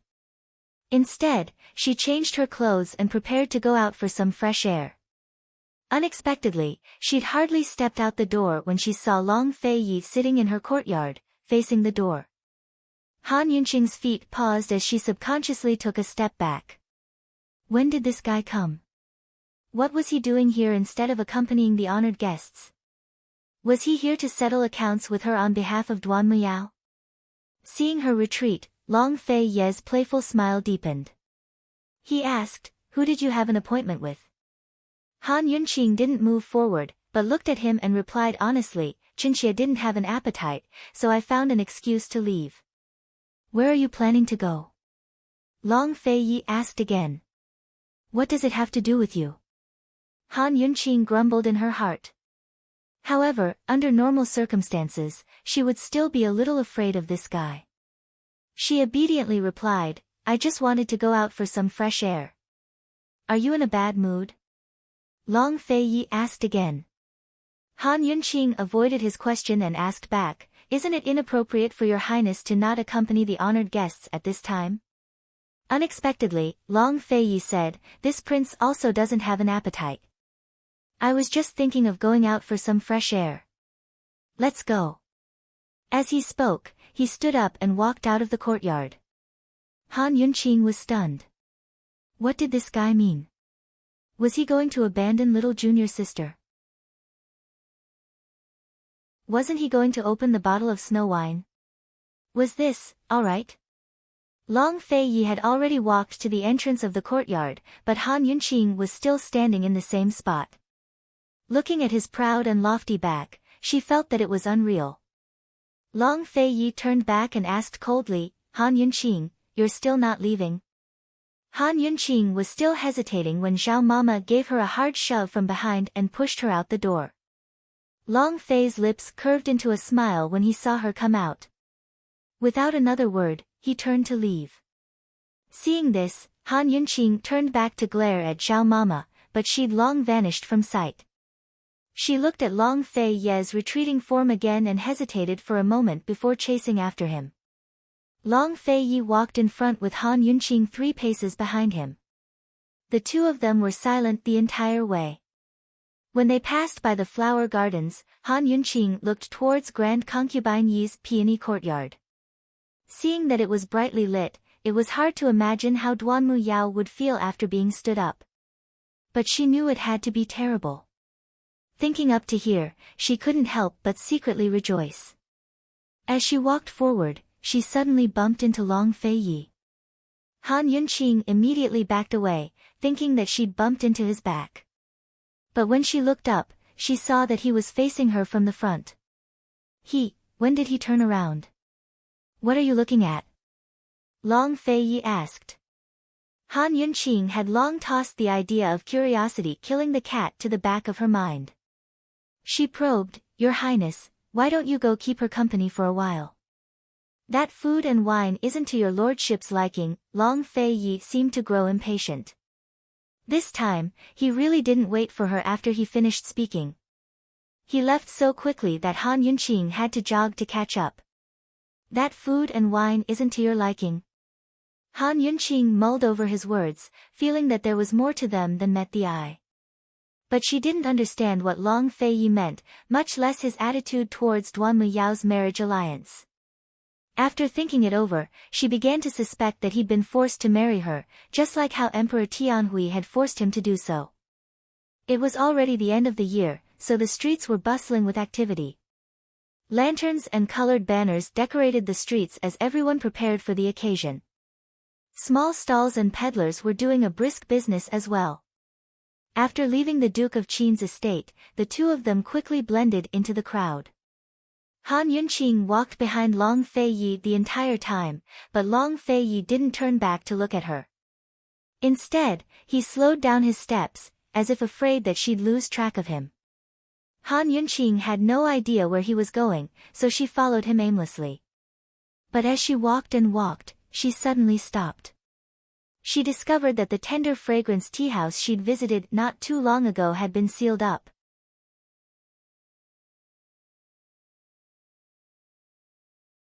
Chapter 160. Long Fei Ye's back was to Han Yunqing, but he knew immediately when she stopped. He turned around and saw Han Yunqing staring at the sealed tender fragrance tea house. He seemed to want to say something, but stopped himself. Cold eyes were fixed on her. Han Yunqing wondered if Gu's tea house had been sealed up by Long Fei Yi again. Was it because Long Fei bumped into her the last time she came back for a meal? She couldn't help but feel heartache for Gu. Celestial Fragrance Tea House had a criminal record, so Long Fei Yi could seal up his businesses at any time. Why didn't that fellow know to keep a low profile? Han Yunqing was about to leave when she realized that Long Fei Yi was staring at her. She immediately averted her gaze. "Are you very familiar with Gu?" Long Fei Yi asked. Han Yunqing immediately shook her head. "Your Highness has investigated him before, so you should know him better than Qinxia, right?" Long Fei Yi had indeed investigated, but all he found out was that Gu was a merchant with vast wealth and properties all over the world. As for his poison skills or martial arts master, there were no clues at all. Judging from his age, he had to have an extremely powerful backer if he wanted to be rich. Unfortunately, Chu Shifeng hadn't found much information yet. "Your lordship sees that you two are very familiar with each other," Long Fei Yi said next, clearly alluding to their meeting at Heavenly Fragrance Tea House that day. Han Yunqing hated this kind of questioning tone. She hadn't asked him anything, so what right did he have to ask about her private life? For better or for worse, he saved Qinxia's life once, so he counts as a friend. Han Yunqing's words were 70% true. Although Gu wasn't serious at all, he didn't harbor any enmity. It was better to have one more friend than one more enemy. Long Fei Yi just looked at her deeply and didn't ask any more questions. He turned around and continued to walk forward. They were already silent to begin with, but after this, they grew even more silent. Still, Han Yunqing followed behind them from beginning to end, while Long Fei didn't walk too fast. One in front, the other behind, they seemed to have a tacit understanding. Han Yunqing kept her head down, immersed in her own world. Suddenly, Long Fei Ye's voice seemed to descend from the sky. "Are you hungry?" She looked up and found that this guy was standing right in front of her. She was one step away from bumping into him. A little. In fact, she had been starving for a long time. She could be considered a swift and decisive person, but every time she was in front of this guy, it was as if she had changed into a different person. She was not reserved, but she was especially sensitive. Long Fei Yi didn't speak, but entered a restaurant on the side. Han Yunqing hurried to follow him. Long Fei Yi asked for a private room, and the two of them sat across from each other. Long Fei Yi pushed the menu in front of her, indicating that she should order. Han Yunqing didn't refuse. She ordered a few dishes that she liked, then pushed the menu in front of him without a word. Long Fei Yi glanced at it, then poured a jug of wine before calling for the dishes to be served. While they waited, the two of them remained silent in the room. It was as if the whole world had fallen silent. Han Yunqing couldn't stand the silence and inadvertently raised her head, only to meet Long Fei Ye's deep gaze. She gave a start and subconsciously wanted to avoid it, but decided to find a topic to talk about. Thus, she asked mildly, "Your Highness, is there any news about that masked man from last time?" Although Madame Li was dead and all of Tianning's poisoned spies had been purged, the existence of the masked man was still an enormous threat. With Long Fei Ye's personality, he wouldn't let it go so easily. "There's a bit of a lead, but it's still better to investigate." Long Fei Yi didn't hide anything. These days, he'd been busy with this matter as well. If he guessed correctly, that masked man should be a high-ranking member of Northern Li's imperial clan. Naturally, it wasn't easy to investigate the situation in Northern Li's imperial clan, but he could start with the poison sects of the Jianghu. Such a formidable person must have some reputation in their circles. Once there was a topic to talk about, Han Yunqing felt much more at ease, as if she'd been granted amnesty. "What leads?" she asked anxiously. Actually, she'd asked around in secret as well. Gu Beiyue had said that someone with such formidable poison skills must have come from a sect. Gu Beiyue had also said that there were plenty of poison sects in the world, but they'd all originated from the poison caves in the medical academy. Now that the poison caves in the medical academy were closed, the sects had flourished in the past 2 years. Still, poison was poison, and detoxification masters were poisoners as well. Thus, most of these sects weren't accepted by the orthodox medical community and formed their own circles. It wasn't easy for outsiders to join them. Long Fei Yi didn't answer Han Yunqing's question, nor would he tell her that when he'd interrogated Madame Li's subordinates, he'd found out that the mysterious man had kidnapped Han Yunqing not to threaten him, but to target Han Yunqing herself.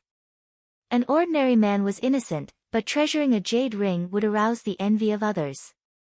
Han Yunqing had such brilliant poison skills, so how many pairs of eyes were watching her from the shadows? Leaving aside the distant ones, Emperor Tianhui himself was a huge source of trouble. Where did Lady Tianxin get those poison and medical manuals? Long Fei Yi changed the topic. Han Yunqing said that she'd learned her poison skills from her mother's poison and medical manuals. Although her story was flawless and the dead couldn't bear witness, how could he believe it so easily?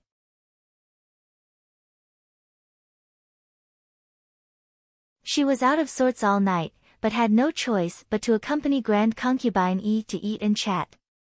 She even comforted the woman about Murong Wanru's marriage. When she saw Long Fei Yi return, she immediately went forward. "Senior brother, where did you go?" "I was still waiting for you to open that jug of snow wine." "I left it for Imperial Muhu to drink," Long Fei Yi replied. Hadn't he accepted it before?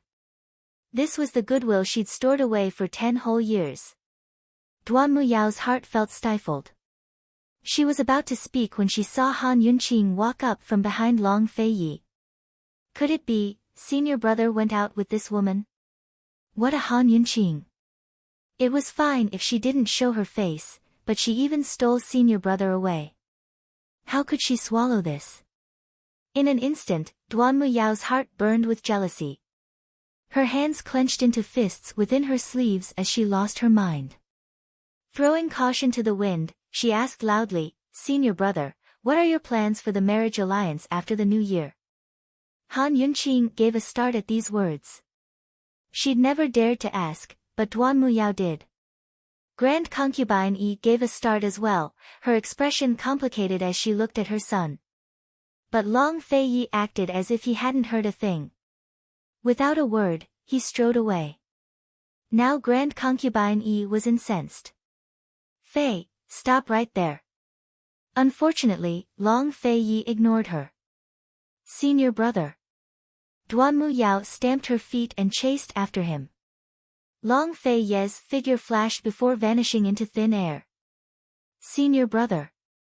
Master's asking about us too." "Senior brother." Duan Muyao angrily shouted a few times. Unfortunately, the only reply she got was silence. Flustered and exasperated, Duan Muyao turned back to glare at Han Yunqing before throwing herself into Grand Concubine Yi's arms. Esteemed imperial concubine, senior brother's bullying me again. Sob sob. This, counted as bullying. But if Long Feiyi wasn't willing, why didn't he reject her outright? He'd never been a sloppy man. Han Yunqing mused that in a way, this counted as a form of bullying. Alright, don't cry. I'll definitely teach him a lesson later. Be good, Yao Yao's the most obedient.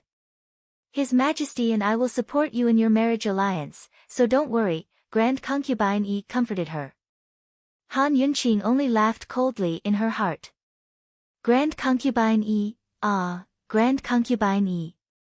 In the end, she's the daughter-in-law you've chosen. So this time you won't oppose Emperor Tianhui? Hearing this, Duan Muyao stopped crying. I just knew esteemed imperial concubine was the best. Silly child, your senior brother never said he wouldn't marry, did he? Grand Concubine Yi smiled. Duan Muyao immediately lowered her head, her face red.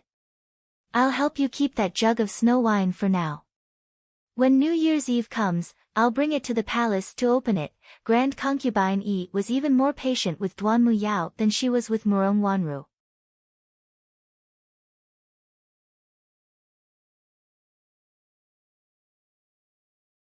Chapter 161. After sending Duan Muyao off, Han Yunqing was about to go back when Grand Concubine Yi called her back. Yunshi, come with me for a bit. Although Grand Concubine Yi spoke kindly, Han Yunqing knew nothing good would come of it. She lowered her head and followed her to the peony courtyard. Actually, she knew what Grand Concubine Yi wanted to say even before she spoke. The two of them sat down in the courtyard before Grand Concubine Yi dismissed Gui Mama. Yunshi, did you go out with Fei just then? Grand Concubine Yi asked. Ever since Han Yunqing moved into the hibiscus courtyard and wasn't chased out by Long Feiyi, Grand Concubine Yi had formed some opinions in her heart. But before, she didn't mind her son's attitude and only wanted this girl to get the hell out of the Duke of Qin's estate. Now that she'd accepted her as a daughter-in-law, she had to keep an eye out for certain things. No, we just happened to run into each other on the way back. Han Yunqing didn't know why she'd lied. Perhaps it was to cover up her previous lie, but she said she had an appointment tonight. Grand Concubine Yi nodded thoughtfully. If Han Yunqing had said yes, she wouldn't have believed it.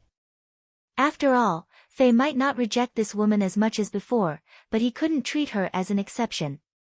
In the past, Wanru had helped her ask around. The reason why Fei didn't reject this girl was because her poison skills were exceptional and useful. She'd been of great help to him. Han Yunqing had considerable skills, but compared to Fei, one was the mud on the ground while the other was the clouds in the sky. The two of them would never cross paths. In other words, Han Yunqing couldn't climb up the social ladder. Now that Wanru had no choice but to get married, Grand Concubine Yi considered Han Yunqing's acupuncture skills to be a good candidate. She could stay by her side and serve her for the rest of her life. If Fei could marry Yao Yao, then she wouldn't have any more requests. She'd just wait to hold a grandson.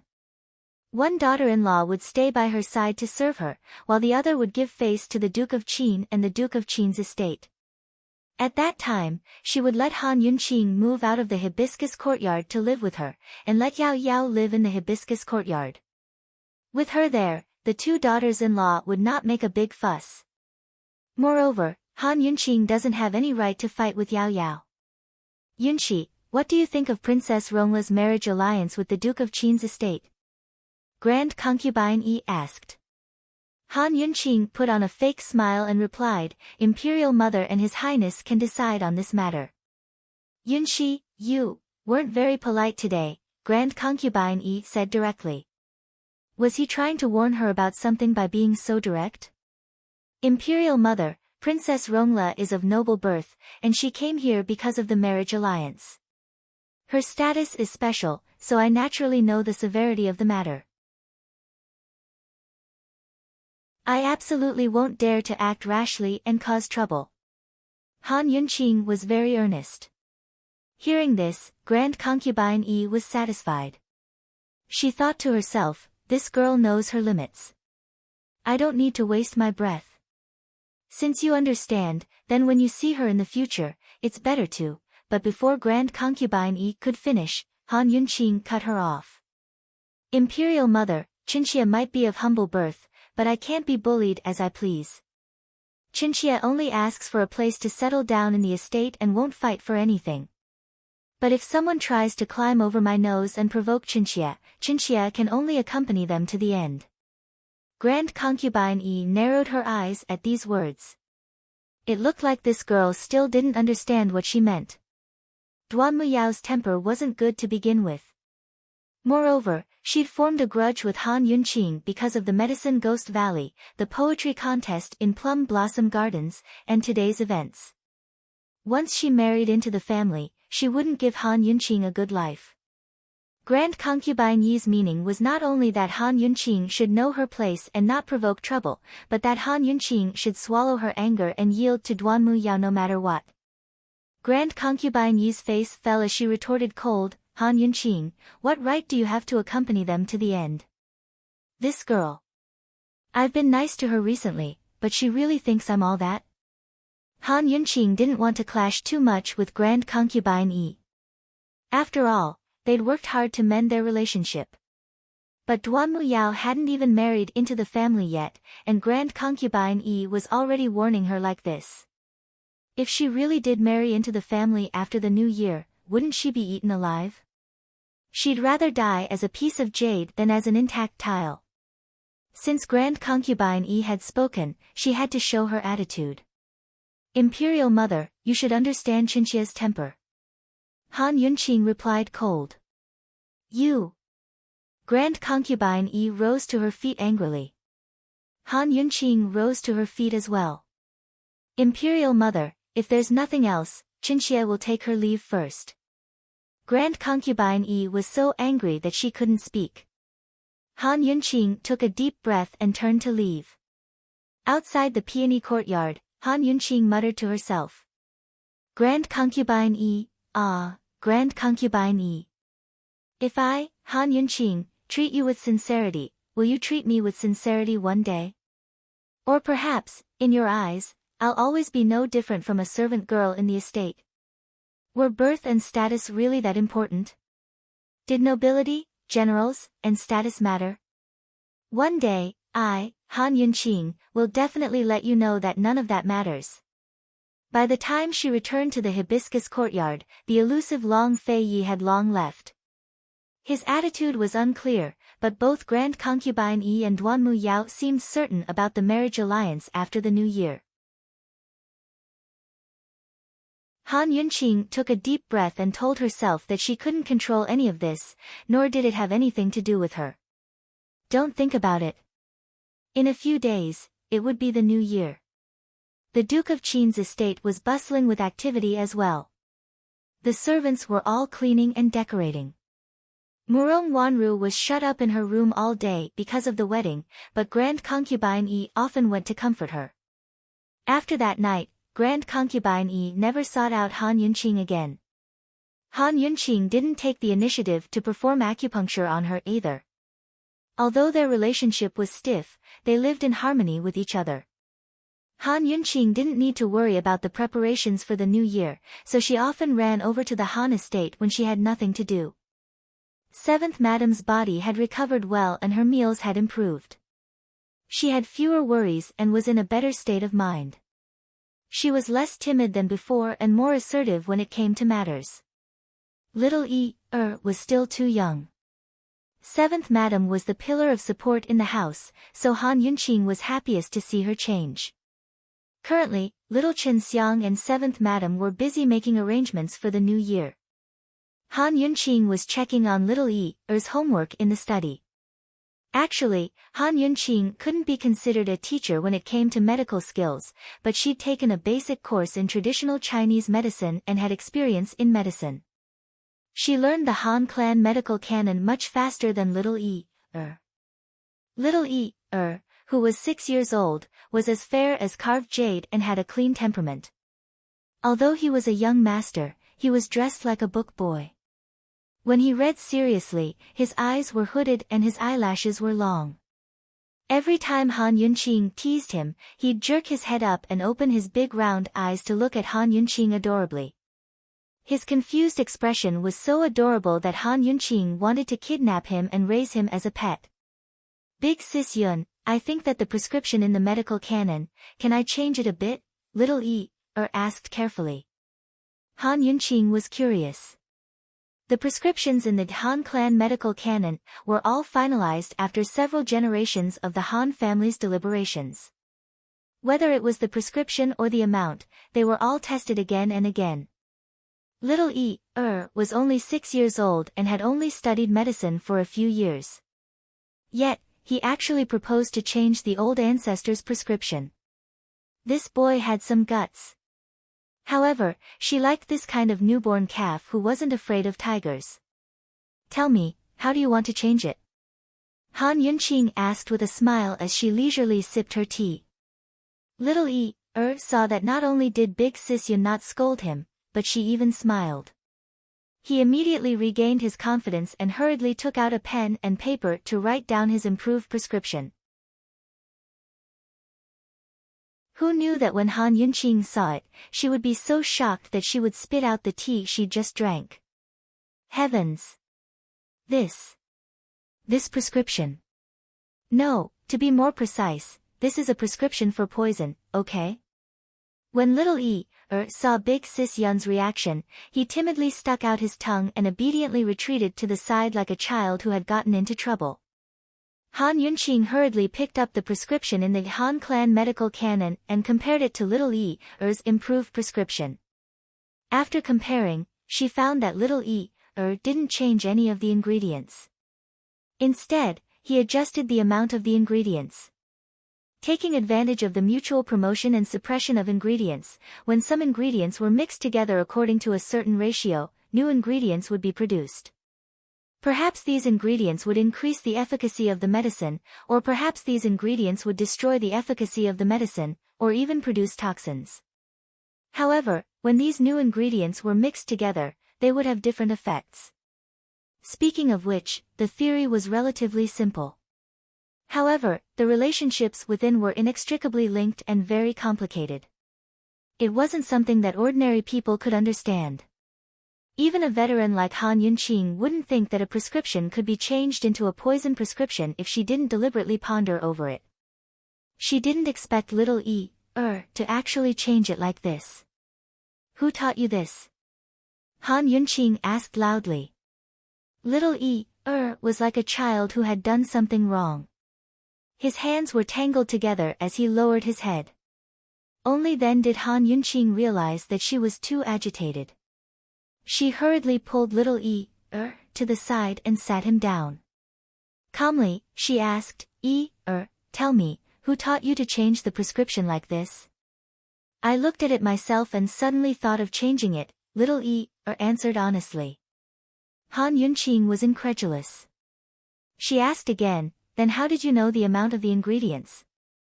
Previously, Daddy had me memorize the ancient book on mutual promotion and suppression of ingredients. It was hundreds of pages thick. When I saw the prescription, I suddenly thought of changing it. Little blinked his large eyes, looking especially pure and innocent. Han Yunqing knew that he wouldn't lie.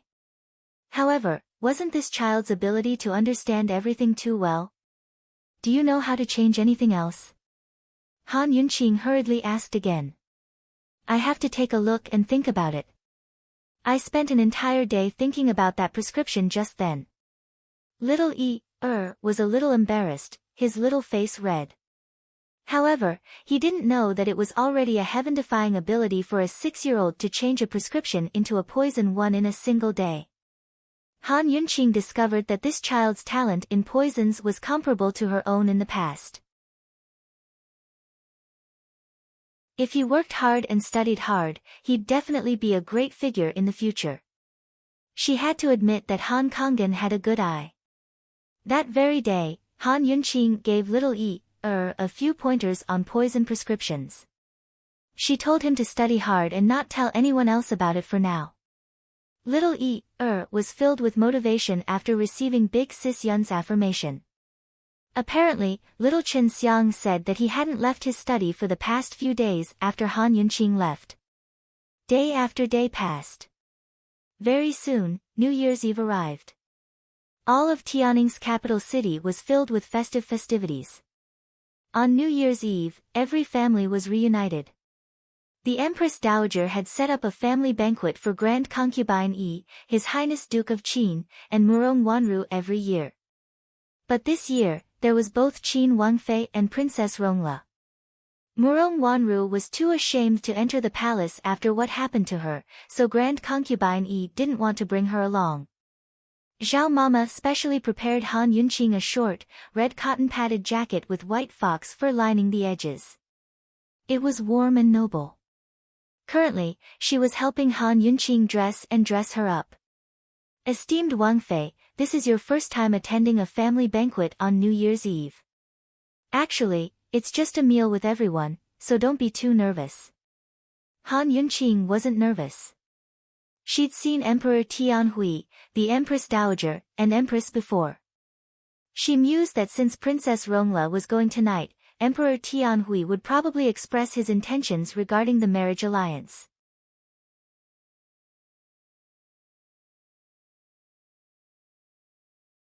Chapter 162.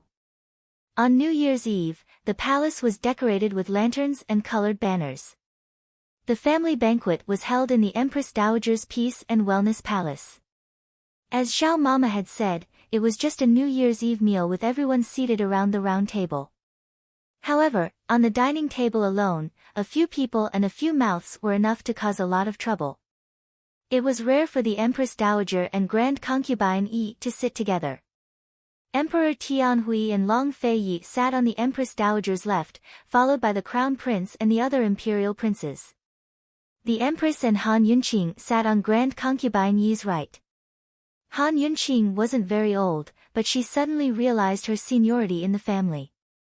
She used to be of the same generation as the Empress. Duanmu Yao sat next to Han Yunqing. The banquet had already begun, but Princess Changping still hadn't shown up. The mama said she was in one of the side rooms, preparing to give the Empress Dowager a New Year's gift and an unexpected surprise. This Changping sure knows how to dawdle, the Empress scolded unhappily. Let her be. I'm still waiting for her surprise, the Empress Dowager said with a chuckle. Grand Concubine Yi's lips rose to a cold, disdainful smile. She silently picked up food without speaking. Naturally, it wasn't good to talk about what happened at the plum blossom meet at this banquet, especially when it was her Murong Wanru who'd lost face. Eunuch Li had been sentenced to death by the Empress for neglecting his duties, which counted as an explanation to Grand Concubine Yi. Long Fei Yi and Emperor Tianhui were whispering to each other on the sidelines, but no one dared to disturb them out of curiosity. After all, the private conversations between these two brothers couldn't be trivial matters. A family banquet was nothing more than a gathering of the whole family. The elders would show concern for the younger generation while the younger generation would ask after their health. The Empress Dowager had a hall full of grandchildren. She asked about this and that, her face wreathed in smiles and her mood excellent. Occasionally, she'd exchange a few words with Grand Concubine Yi, who didn't have a single grandchild to hold. Although she smiled in reply, it didn't reach her eyes. Soon enough, the Empress Dowager's attention rested on Princess Rongla. Actually, both the Empress Dowager and Empress were eager to see Princess Rongla marry Long Tianma. Unfortunately, her thoughts were all on the Duke of Qin. The marriage alliance wasn't a child's play, nor was it a matter between the two clans. It was an important matter between the two countries and involved the cooperation between Tianning country and Western Zhou, especially when it came to war. Thus, even if the Empress Dowager and Empress were unwilling, they didn't dare to interfere. From Emperor Tianhui's perspective, they still hoped that the Duke of Qin would agree to the marriage. Princess Rongla, please don't stand on ceremony. Men, quickly pour some wine for Princess Rongla. The Empress Dowager is too polite. Yao Yao can do it herself. The Empress Dowager had taken good care of Duanmu Yao, so Duanmu Yao had long heard that Grand Concubine Yi and the Empress Dowager were on bad terms. Naturally, she didn't dare to get too close to the Empress Dowager in front of Grand Concubine Yi, but she didn't lose her manners or dignity.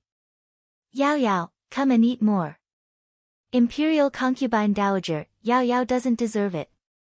Yao Yao should be the one picking up food for you. Grand Concubine personally picked up food for Duanmu Yao while Duanmu Yao ladled soup for her. The two of them weren't mother and daughter-in-law yet, but they were more like mother and daughter. Logically speaking, Han Yunqing should be the center of attention at this year's New Year's Eve family banquet, but Han Yunqing had been given the cold shoulder since the start of the banquet. It was as if the liveliness at the table didn't belong to her at all. She was quite at ease as she quietly ate her meal and listened to their conversation. She could hear the truth and lies in their words clearly. The Empress Dowager glanced at her before finally speaking. Yunshi, is there any news? News? Han Yunqing raised her head with a blank expression. What news? But Grand Concubine Yi's expression turned gloomy. Muhu, it looks like there's none. Look at her reaction, she probably doesn't know what you're asking for. She's already married, but she's still acting like a servant girl, the Empress teased. Han Yunqing really didn't understand. Why was she suddenly asking if there was any news? What news? Seeing her expression, the Empress Dowager immediately laughed out loud. She tilted her head towards Grand Concubine Yi.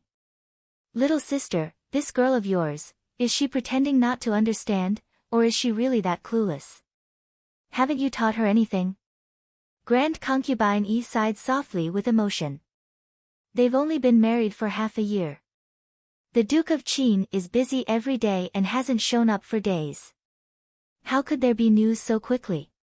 At this, Han Yunqing finally understood what "there's news" meant. The Empress Dowager was asking if she was pregnant or not. Embarrassed, she lowered her head, her cheeks flushing red. Long Fei Yi and her were only together in name. Even the red on their wedding night was fake, so how could there be news from her stomach? So there's really no news? The Empress Dowager asked while knowing the answer. She even put on a serious face. Grand Concubine Yi didn't want to answer. She shot a cold glance at Han Yunqing, indicating for her to respond on her own. There's news, and the red on the white handkerchief shared the same logic. They didn't ask about the process, only the results.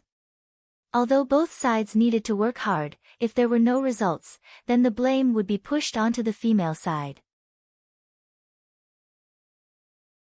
This was especially true in the imperial clan, where the men of the imperial clan were unquestionable. Grand Concubine Yi didn't speak. Besides Emperor Tianhui and Long Fei, who were whispering with their heads lowered, everyone else at the table looked towards Han Yunqing. For a woman to gain a firm foothold in a clan, there was no other reason than children. Especially for a commoner like Han Yunqing who had married into a rich and powerful family. Children were even more important to her. Not bearing any children was one of the 7 rules for divorcing a wife. Amidst the silence, even the imperial concubines sitting on the side looked over. Gradually, they began to talk amongst themselves. Han Yunqing's face was a little red, but she remained calm. Not yet. What else could she do besides remain calm? At her words, snickers rose from around them. Sitting behind Han Yunqing, noble consort Xiao even scooted over to murmur, "It's already been half a year. The Duke of Qin is busy all day, but he shouldn't." Yunshi, ah. Go find Imperial Physician Shui for a look later. He's an expert in this field. Although she spoke in a low voice, many people heard her and broke into laughter again. Han Yunqing only felt like she'd become the target of public criticism again. But she didn't have any say in this issue, much less any room to explain herself. Of course, this wasn't a topic suitable for family banquets. The Empress Dowager glanced at Grand Concubine Yi's pale face and was very satisfied. She stopped while she was ahead and gave Han Yunqing a way out. Duke of Qin, this is your fault. No matter how busy you are, you can't leave Yunxi out in the cold, right? The Empress Dowager assumed that the Duke of Qin wasn't listening and would only nod his head. But Long Fei Yi looked up and even knew what was going on. He said mildly, Empress Dowager's lecturing is right. Ekhen will continue to work hard. This, for a moment, the crowd was in an uproar. Nobody expected the Duke of Qin to have such an attitude. Duanmu Yao was dumbstruck. She felt as if she'd been dealt a heavy blow. In her heart, her senior brother was like a god, forever noble and inviolable. She couldn't imagine that such ambiguous words would come out of his mouth. Many of the women present blushed. Han Yunqing's face was even redder. Continue to work hard. His words really made one's imagination run wild. How was he supposed to work hard? She couldn't help but think too much.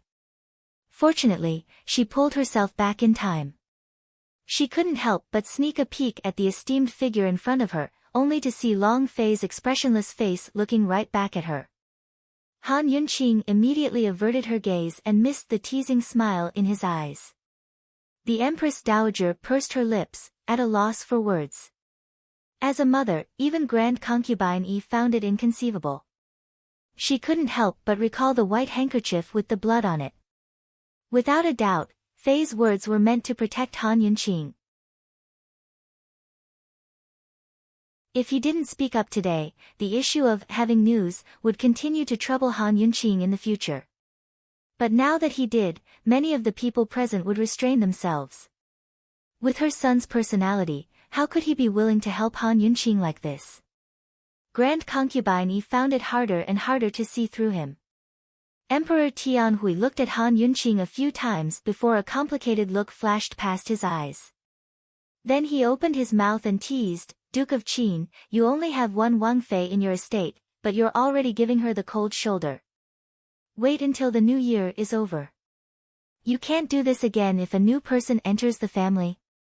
After the new year, a new person would enter.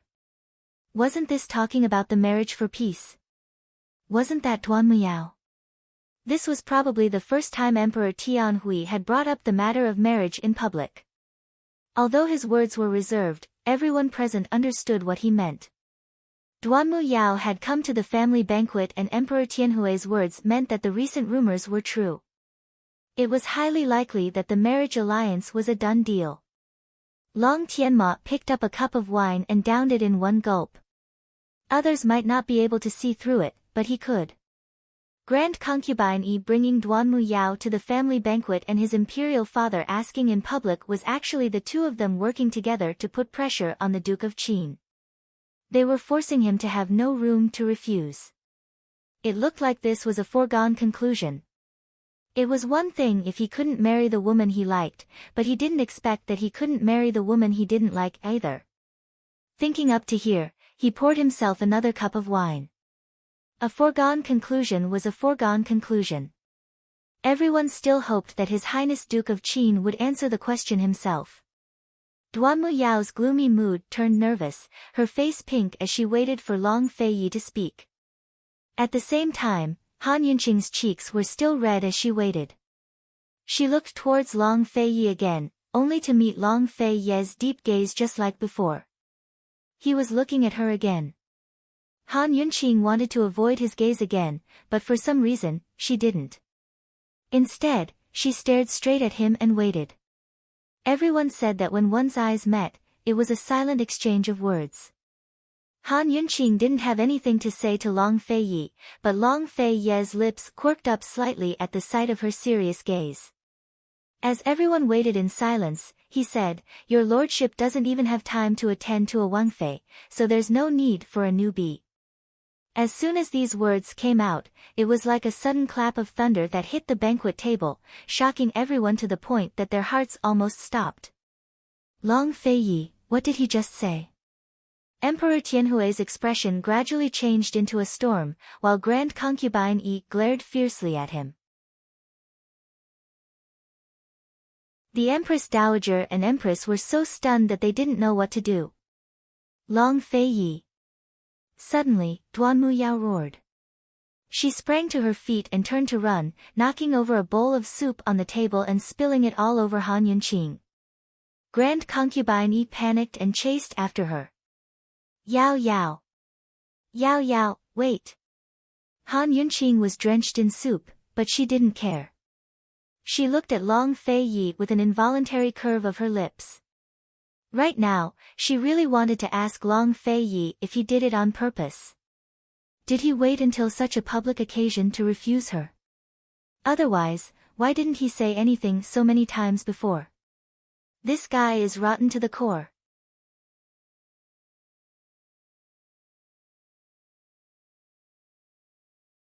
Chapter 163. Long Fei Ye's words angered Duanmu Yao into leaving, completely destroying the harmonious atmosphere of the banquet. In the silence, Emperor Tianhui slapped the table and rose to his feet with a loud bang. Everyone present, including the Empress Dowager and Empress, subconsciously held their breaths. Duke of Qin, come with Zhen. Emperor Tianhui's face was black as he spoke coldly. Long Fei Ye's expression didn't change as he rose to his feet and followed behind Emperor Tianhui. It wasn't until the two figures had vanished from sight that the crowd broke into an uproar. Long Fei Yi had used the excuse of not having time to reject Duanmu Yao. Although it had nothing to do with Han Yunqing, the Duke of Qin's answer that he had news of Han Yunqing still made everyone talk about her. Without a doubt, the Duke of Qin's rejection was great news for Han Yunqing. If Duanmu Yao couldn't enter the Duke of Qin's estate, then Han Yunqing would be able to secure her throne as esteemed Wangfei. Han Yunqing's really lucky. The Duke of Qin was still young when the Empress Dowager arranged the marriage. If it were today, he'd probably be rejected as well. That's hard to say. Didn't you hear the Duke of Qin's words just then? It's obvious that he's visited her before. I heard Han Yunqing lives in the Duke of Qin's hibiscus courtyard. That doesn't prove anything. I just don't believe that woman could catch the Duke of Qin's eye. Doesn't she just know a bit of poison skills? That's not all. Didn't you hear about what happened at the Plum Blossom meet? Even Princess Rongla admitted defeat. As I see it, this esteemed Wangfei isn't as simple as she seems. Although there were different opinions, the rumors of Han Yunqing being favored had spread from this banquet. Amidst the discussion, Han Yunqing had long slipped away and found a court lady to take her to clean up the stains on her robes. Soon after she left, the Empress Dowager asked, "Where's Qin Wangfei?" To reply esteemed Empress Dowager, esteemed Wangfei went to clean up the stains on her robes. Su Mama accompanied her, the court lady reported. A complicated look flashed across the Empress Dowager's eyes, but she didn't say anything. Of course the Empress Dowager had heard of the events at the Plum Blossom meet as well. She had a love-hate relationship with that girl Han Yunqing. She'd originally thought that if Duanmu Yao went to the Duke of Qin's estate, Grand Concubine Yi's personality would definitely make things difficult for Han Yunqing. Then she'd have a chance to rope in Han Yunqing. But who knew that something like this would happen? The Duke of Qin actually made things difficult for Princess Rongla in public. If news of this reached the ears of Western Zhou's imperial family, what would they do? The Empress Dowager furrowed her brows and was deeply worried. The Empress hesitated for a moment and advised in a low voice, "Mufei, I think there's still hope." "What do you mean?" The Empress Dowager asked casually without much hope. "Mufei, didn't the Duke of Qin refuse multiple times when His Majesty urged us to get married? In the end, His Majesty issued an imperial edict. Wouldn't the Duke of Qin and Grand Concubine Yi submit obediently?" The Empress lowered her voice. Hearing this, the Empress Dowager's brows relaxed. She would have forgotten about the matter if the Empress hadn't mentioned it. But on second thought, she felt that something was wrong and said unhappily, "Empress, how can Han Yunqing be mentioned in the same breath as Princess Rongla? I don't even know if Grand Concubine Yi can persuade her. Let's go take a look as well." Han Yunqing had no sense of shame or self-respect. She opened the sedan door and walked into the Duke of Qin's estate on her own. Princess Rongla was the princess of a great country. She was already compromising herself to the Duke of Qin, so how could she still force a marriage? Wouldn't that turn Western Zhou's imperial family into the laughingstock of the world? The empress rose to accompany her. Muhu, Princess Rongla is the Duke of Qin's junior sister. Although they aren't childhood sweethearts, they've known each other since they were young. As Qinxie sees it, as long as the Duke of Qin agrees, Princess Rongla will forgive today's events. Later, Qinxie will warn everyone not to speak of tonight's events to anyone. Only then did the Empress Dowager nod her head and head east with the Empress. At the same time, Han Yunqing was in the West Wing taking care of her clothes. In the brightly lit room, she discovered that a large bowl of soup had spilled all over her body. No matter how she wiped it off, she couldn't get it clean.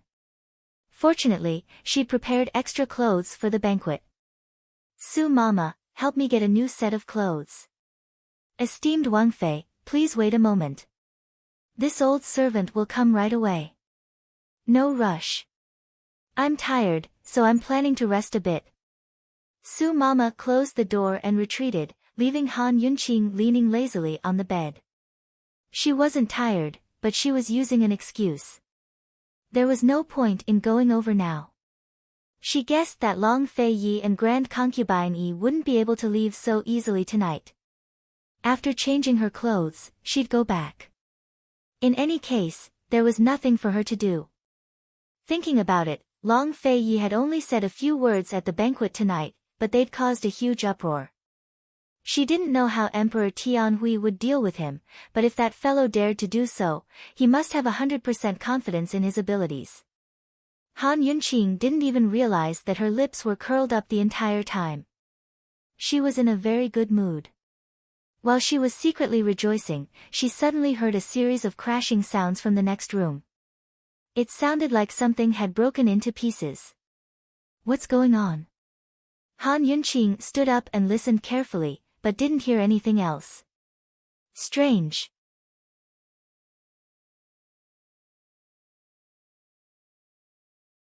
However, as soon as she picked her up, Shuanghong sensed that something was wrong.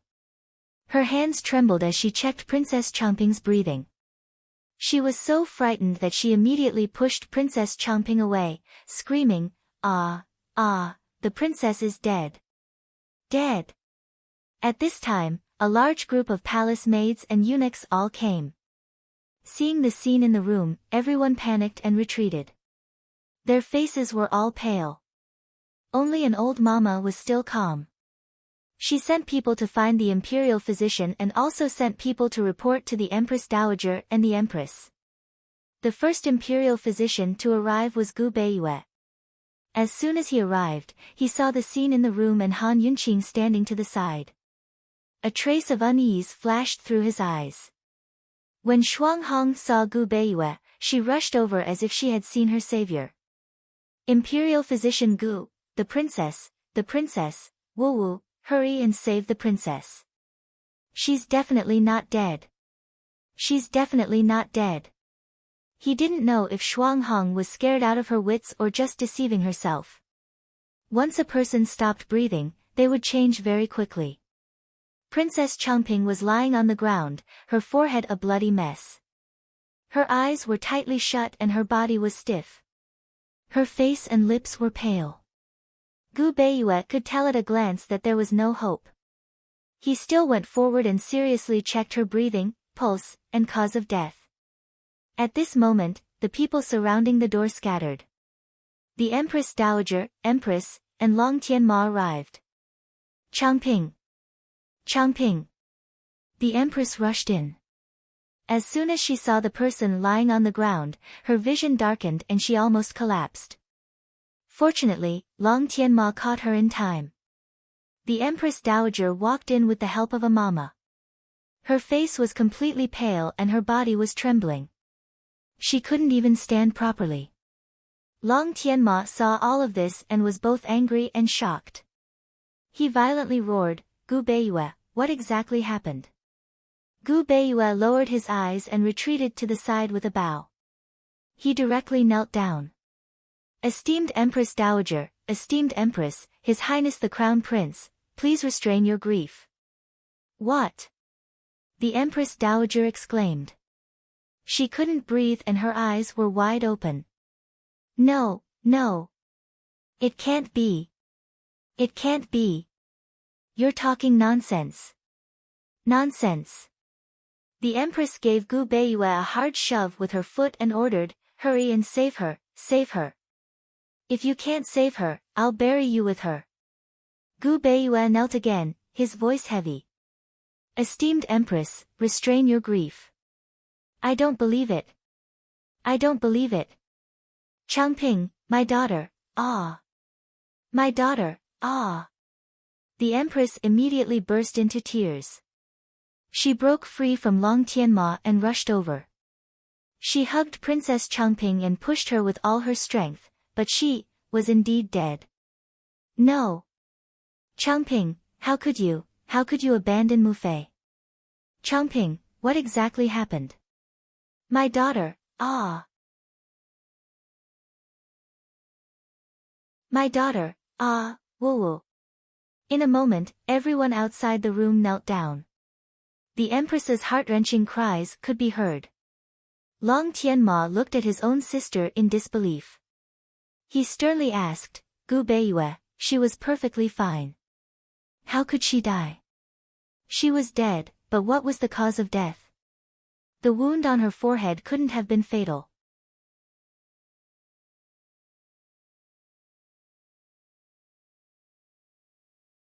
Chapter 164. Cause of death. Gu Beiyue glanced at Han Yunqing from the corner of his eyes. Under everyone's gaze, he answered truthfully, "Reporting to Your Highness, if this official's diagnosis is correct, Princess Changping should have been poisoned to death. As for what poison it was, please forgive this official's incompetence." If Princess Changping was still alive, perhaps Gu Beiyue wouldn't have been able to find any traces of poison. However, once a person died, the traces of poison would appear in a short period of time. Princess Changping's pale lips had a few black stains. If more time passed, the traces of poison would become even more obvious. Perhaps it would be possible to find out what poison it was. Poison.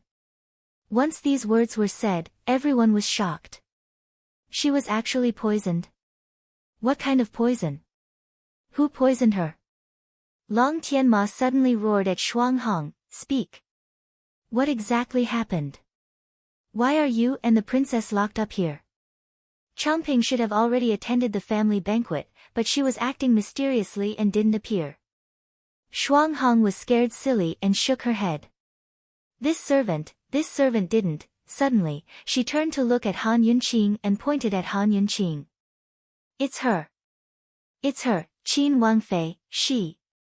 At this time, the Empress Dowager and Empress finally noticed Han Yunqing on the side. Her Highness the Princess said she wanted to prepare a gift for the Empress Dowager. Because she hadn't finished carving, she hid here to carve. She just had this servant go out to get something. When this servant came back, I saw the princess lying on the ground with esteemed Wangfei on the side. Shuang Hong was so scared that she began to cry. Hearing this, the Empress Dowager and Empress both looked at Han Yunqing. Their gazes were sinister as if they had been poisoned. Han Yunqing immediately realized that she was in big trouble. She had been focused on saving people and had been shocked by this matter. She hadn't realized the danger she was in yet. However, she was still calm and explained, "I was just preparing to change next door when I heard a commotion. When I came to take a look, I saw Changping lying on the ground. What kind of poison was she poisoned with? Why would she suddenly be poisoned? Where did the poison come from?" The Empress was paralyzed on the ground and asked again and again. Her voice was very sharp, as if she wanted to tear Han Yunqing apart. As for the Empress Dowager, she was even more direct. Why did Changping fall to the ground? Why did these shelves fall? Han Yunqing, did you quarrel with Changping and even hit her? Tell me. I didn't. Han Yunqing denied angrily. I'll say it again.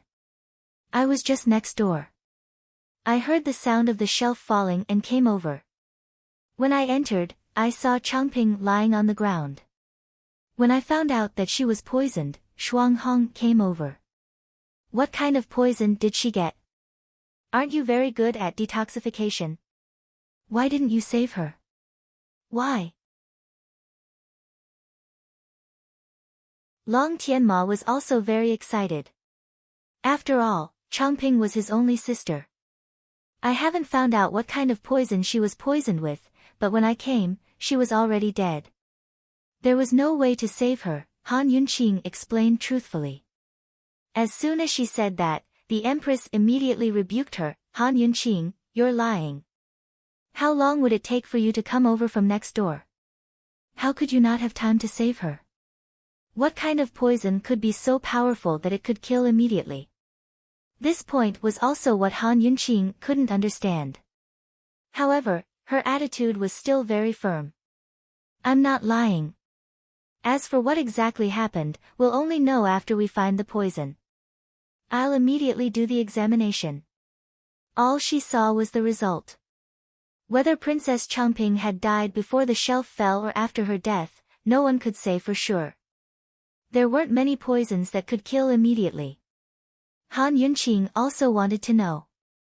What she wanted to know even more was where this poison came from.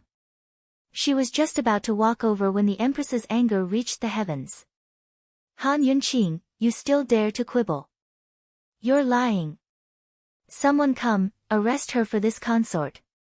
Han Yunqing suddenly frowned, also angry. Who dares? Without evidence, why should I be arrested? Someone come, arrest her. The Empress Dowager's voice became even sharper. Very quickly, the guards rushed in and detained Han Yunqing. Han Yunqing couldn't break free. She angrily glared at Long Tianma. Your Highness Crown Prince, you don't even know what kind of poison Changping was poisoned with. Without any evidence, you're making slanderous accusations. Is this how the palace does things?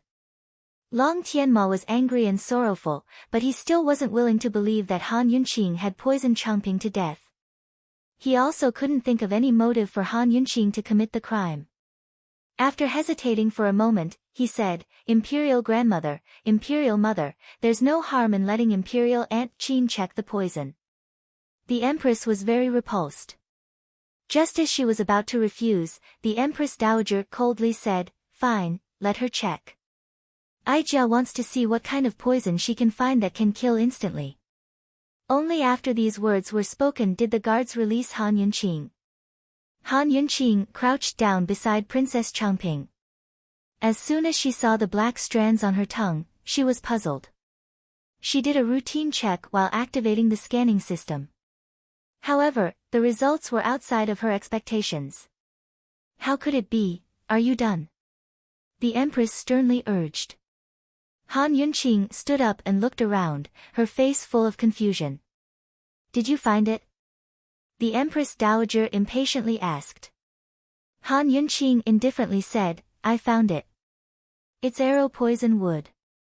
However, when these words came out, everyone in the room was at a loss. What was arrow poison wood? They'd never heard of it before. What is this? The Empress Dowager sternly asked. This is an extremely poisonous tree. It's commonly known as throat upon contact with blood. As long as there's a wound on the body and it's stained with its sap, the victim will quickly be poisoned. It'll cause heart failure, making it difficult to breathe and suffocate to death, Han Yunqing explained. Regarding this poison, there was another saying, 7 up, 8 down, 9 down, which was precisely what throat upon contact with blood meant. If you took 7 steps up, 8 steps down, or 9 steps on flat ground, you'd fall to the ground and die. Actually, depending on the amount of poison, sometimes you didn't need to take that many steps. You'd fall to the ground after just 2 or 3 steps. Han Yunqing was basically certain. Princess Changping should have fallen after being poisoned, which was why she bumped into this frame. There were only 2 kinds of poisons. One was accidentally touched, and the other was intentionally poisoned. She'd looked around earlier, but hadn't seen any branches or leaves of the arrow poison wood. She also hadn't found anything with this kind of poison. Could it be that someone had come to poison her, and she hadn't seen them when she'd come over? This matter was somewhat complicated. Just as she was about to do a more detailed examination to analyze the poison in Princess Changping's body, the Empress sternly said, "Someone come, immediately take her to the imperial prison. The culprit must be her." There's nothing to say. Han Yunqing once again looked towards Long Tianma. "Let me investigate clearly. This kind of poison is very rare. Not everyone can recognize it." Who knew that the Empress would actually bite back? "It's indeed rare. No one here has ever heard of it. Only you, Han Yunqing, know of it. Apart from you, Han Yunqing, who else would be able to poison her?" The Empress wasn't wrong. At least in the palace, only Han Yunqing was able to poison her. What if an assassin broke in and poisoned Princess Changping? "Empress, you can doubt me, but please take out evidence," Han Yunqing argued. "Assassin? Why would there be an assassin out of nowhere? What kind of place do you think the palace is? Do you think assassins can casually enter? Who saw an assassin? The only person Shuang Hong saw was you. Also, who told you to come here to change clothes? Why was it so coincidental that you were next to Changping? You and Changping have always been on bad terms. You must have harbored hatred towards Changping and wanted to poison her." Shuang Hong saw it, so she twisted her words. Han Yunqing, Han Yunqing, I didn't think your heart would be so vicious. To think that I thought you were Tian Mo's savior, I really misjudged you." The Empress' tears flowed freely. She was so aggressive that she almost made a move. Han Yunqing didn't know how to argue with her. How could someone twist her words like this? She took a deep breath and said, "Su Mama can testify. It was Su Mama who brought me here to change clothes." But it was at this moment that Su Mama rushed in from the doorway with Han Yunqing's new clothes in her hands. To reply, "Esteemed Empress Dowager, esteemed Empress, it really was this servant who brought esteemed Wang Fei here. But when this servant went to get the clothes just then, I don't know what happened either." Su Mama's second half of the sentence was simply adding frost to snow. Han Yunqing sucked in a cold breath. She was about to explain when the Empress Dowager coldly said, "At that time, your Han family's Li Shi was right. The best detoxifier is also the most terrifying poisoner. Someone come, immediately take this murderer to the imperial prison. Without Aijia's orders, no one is allowed to visit." Han Yunqing frowned and looked towards Long Tianma. However, this time, Long Tianma was also silent. Han Yunqing was thoroughly disappointed. She really wasted her efforts in saving Long Tianma. "I want to see the Duke of Qin," she said coldly. Who knew that the Empress Dowager's voice would be even colder? "It's no use even if the Duke of Qin comes. Han Yunqing, you can't be forgiven for poisoning the princess. No one can protect you." Without giving Han Yunqing a chance to struggle, the guards dragged Han Yunqing outside. Han Yunqing shouted, "Empress Dowager, you'll regret this. It's fine if you lock me up, but if you miss the source of the poison, more people will die from this poison. If the source of the poison was in the palace, then both the poisoned objects and the poisoned assassins would be in danger." Unfortunately, all she got in response was the Empress and her servant girls' sorrowful cries. Nobody listened to her words. Currently, Grand Concubine Yi was comforting Duan Muyao. Long Fei Yi and Emperor Tianhui were locked up in the imperial study, so they had no idea what had happened. The Empress hugged Princess Changping's corpse, heartbroken. Long Tianma stood guard on one side, unable to coax her out of it. The Empress Dowager sat on one side, knitting her brows as she sighed again and again. She was so sad that she didn't know how to face reality. Changping was the granddaughter she doted on the most. Suddenly, the Empress raised her head, agitated. "Muhu, kill Han Yunqing to avenge Changping." You have to kill her. Muhu, she wasn't stupid enough to poison Changping. This matter, before Long Tianma could finish, the empress slapped him across the face. You traitor. Your little sister's already dead. You can still say things like that? Long Tianma was resentful, but didn't talk back. The empress was so agitated that she wanted to say more, but before she could open her mouth, her eyes gave a start before she fainted. Muhu. Long Tianma was alarmed. Gu Beiyue hurried forward to take her pulse. Empress Dowager, Your Highness, esteemed Empress has been provoked. Her anger has attacked her heart, causing her qi and blood to be unstable. She must stay in bed and rest well. Don't let her suffer any more blows, Gu Beiyue said as he wrote a prescription and had a court lady fetch the medicine. After the empress was sent away, the Empress Dowager glanced at Long Tianma and said, Tianma, take care of Changping's funeral. So speaking, she looked towards the door. Someone come, report to His Majesty that Princess Changping is gone. As soon as she finished, she burst into tears. Words for the readers, add Ji Mo's WeChat account as Gu Beiyue. You can see Gu Beiyue's descriptions. Ji Mo's WeChat account, Jimomo 2015.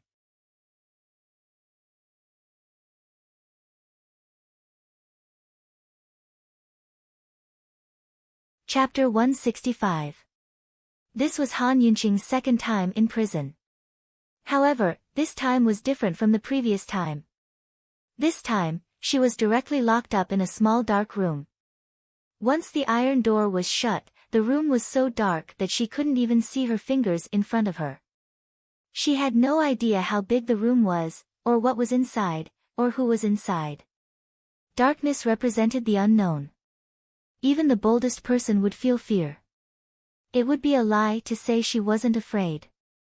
Han Yunqing forced herself to feel her way to the wall, where she sat down and curled up into a ball. It was almost dawn outside, so what was the situation in the palace? Did Grand Concubine Yi and Long Fei Yi know something had happened to her? What were their attitudes? What was Emperor Tianhui's attitude? When would they interrogate her? Who would interrogate her? Han Yunqing waited uneasily, but she ended up waiting for 3 days and 3 nights. During these 3 days and 3 nights, the jailers only brought her water at regular intervals. There was no food, and no one came to see her. No news at all was the best news, but to Han Yunqing, the unknown was even more terrifying than a room of darkness. Han Yunqing grew more and more uneasy. She hadn't had time to analyze the poison in Princess Changping's body, so there was no way to make any guesses. The only thing she knew was that this wasn't a trap. No one in the palace would dare to use Princess Changping's life to frame her, so there were only 2 possibilities. One was that an assassin had poisoned her, and the other was that Princess Changping's wounds had touched something poisonous. To get to the bottom of this, she'd have to start with the poison in the body. But she didn't even have a chance to explain herself. If this dragged on, the poison in the body would change. If they couldn't find anything, wouldn't she have to take the blame as the biggest suspect? Thinking up to here, Han Yunqing immediately went to knock on the door. The banging was loud, but no one paid her any attention. Who would have thought that after this, even the people who delivered water did not come? Another 2 days and 2 nights passed. Han Yunqing finally felt afraid. She curled up in a dark corner, thirsty and hungry. Her entire body was cold, and her heart chilled. Just what was the situation outside? Did no one really care about her anymore? Han Yunqing knew that only Grand Concubine Yi and Long Fei Yi could save her now. She didn't place any hopes on Grand Concubine Yi, but Long Fei Yi. Where is he now? What is he doing? Even he could not save her. Or, did he not intend to save them? Long Fei Yi's shocking words from the New Year's Eve banquet were still ringing in her ears. She had to admit that she was looking forward to it. Finally, on the morning of the 5th day, the iron gate was opened. When the light shone in from the outside, Han Yunqing immediately stood up. No matter how dazzling the light was, she did not close her eyes. The light represented hope, but who knew that what she saw was a hideous and terrifying face covered in tears? The Empress. Several guards came in with lanterns and hung them up. Soon, the whole room was lit up. At this time, Han Yunqing could see the things in the room clearly. There was nothing in the room except for a giant iron pot large enough to hold a grown man. Beneath the pot was a pile of firewood. Han Yunqing only glanced at it before her gaze rested on the Empress. The people she had brought were all guards, not jailers. It looked like the justice courts had all been sent away. When the Empress walked in, the guards immediately stepped forward to detain Han Yunqing. Han Yunqing's lips rose to a bitter smile, but she didn't struggle. She'd waited for 5 days before the Empress arrived. She knew she was doomed. Han Yunqing, Changping hasn't been placed in the coffin yet. The Empress's tone was lifeless and unsettling. The cause of death is still unknown. If she's casually placed in the coffin, Changping won't be able to rest in peace. Han Yunqing's tone was flat as well. She thought that if the Empress hadn't been placed in the coffin after 5 days, then at least the true culprit was still unknown. She still had hope. Unexpectedly, the Empress suddenly flew into a rage and rushed over to slap Han Yunqing twice. "It's all because of you. If you don't die, Changping won't be able to rest in peace." Han Yunqing's hands were bound and she couldn't move. She turned her face to the side and spat out a mouthful of blood. Her gaze was like a knife as she glared at the Empress. "I'll say it one last time. Changping wasn't killed by me. It was you who killed her. It was you who poisoned her." The Empress rebuked as she retreated. She angrily ordered, "Come, immediately light the fire. Ben Gong must make this slut confess today." "Light the fire." Han Yunqing looked back and saw the guards light the firewood under the big iron pot. Then they began to pour oil inside. What were they planning to do? If the Empress wanted to extort a confession, shouldn't she be taken to the torture chamber? What was the point of burning oil? The more Han Yunqing looked, the more uneasy she felt. She looked at the Empress, but the Empress only smiled coldly at her. Han Yunqing felt that there was something wrong with the Empress' mental state. She was like a lunatic. "What exactly do you want to do?" Han Yunqing asked loudly. The Empress sneered and looked at her from above, not replying. Finally, the oil in the big iron pot behind her began to boil. The heat emitted, causing the room's temperature and humidity to rise. The smell of oil and smoke in the air became heavier and heavier, making people feel nauseous. Han Yunqing looked and looked. She seemed to have thought of something. Her face gradually paled and she shook her head. "Come, hang her up." The Empress finally spoke. This time, Han Yunqing completely understood.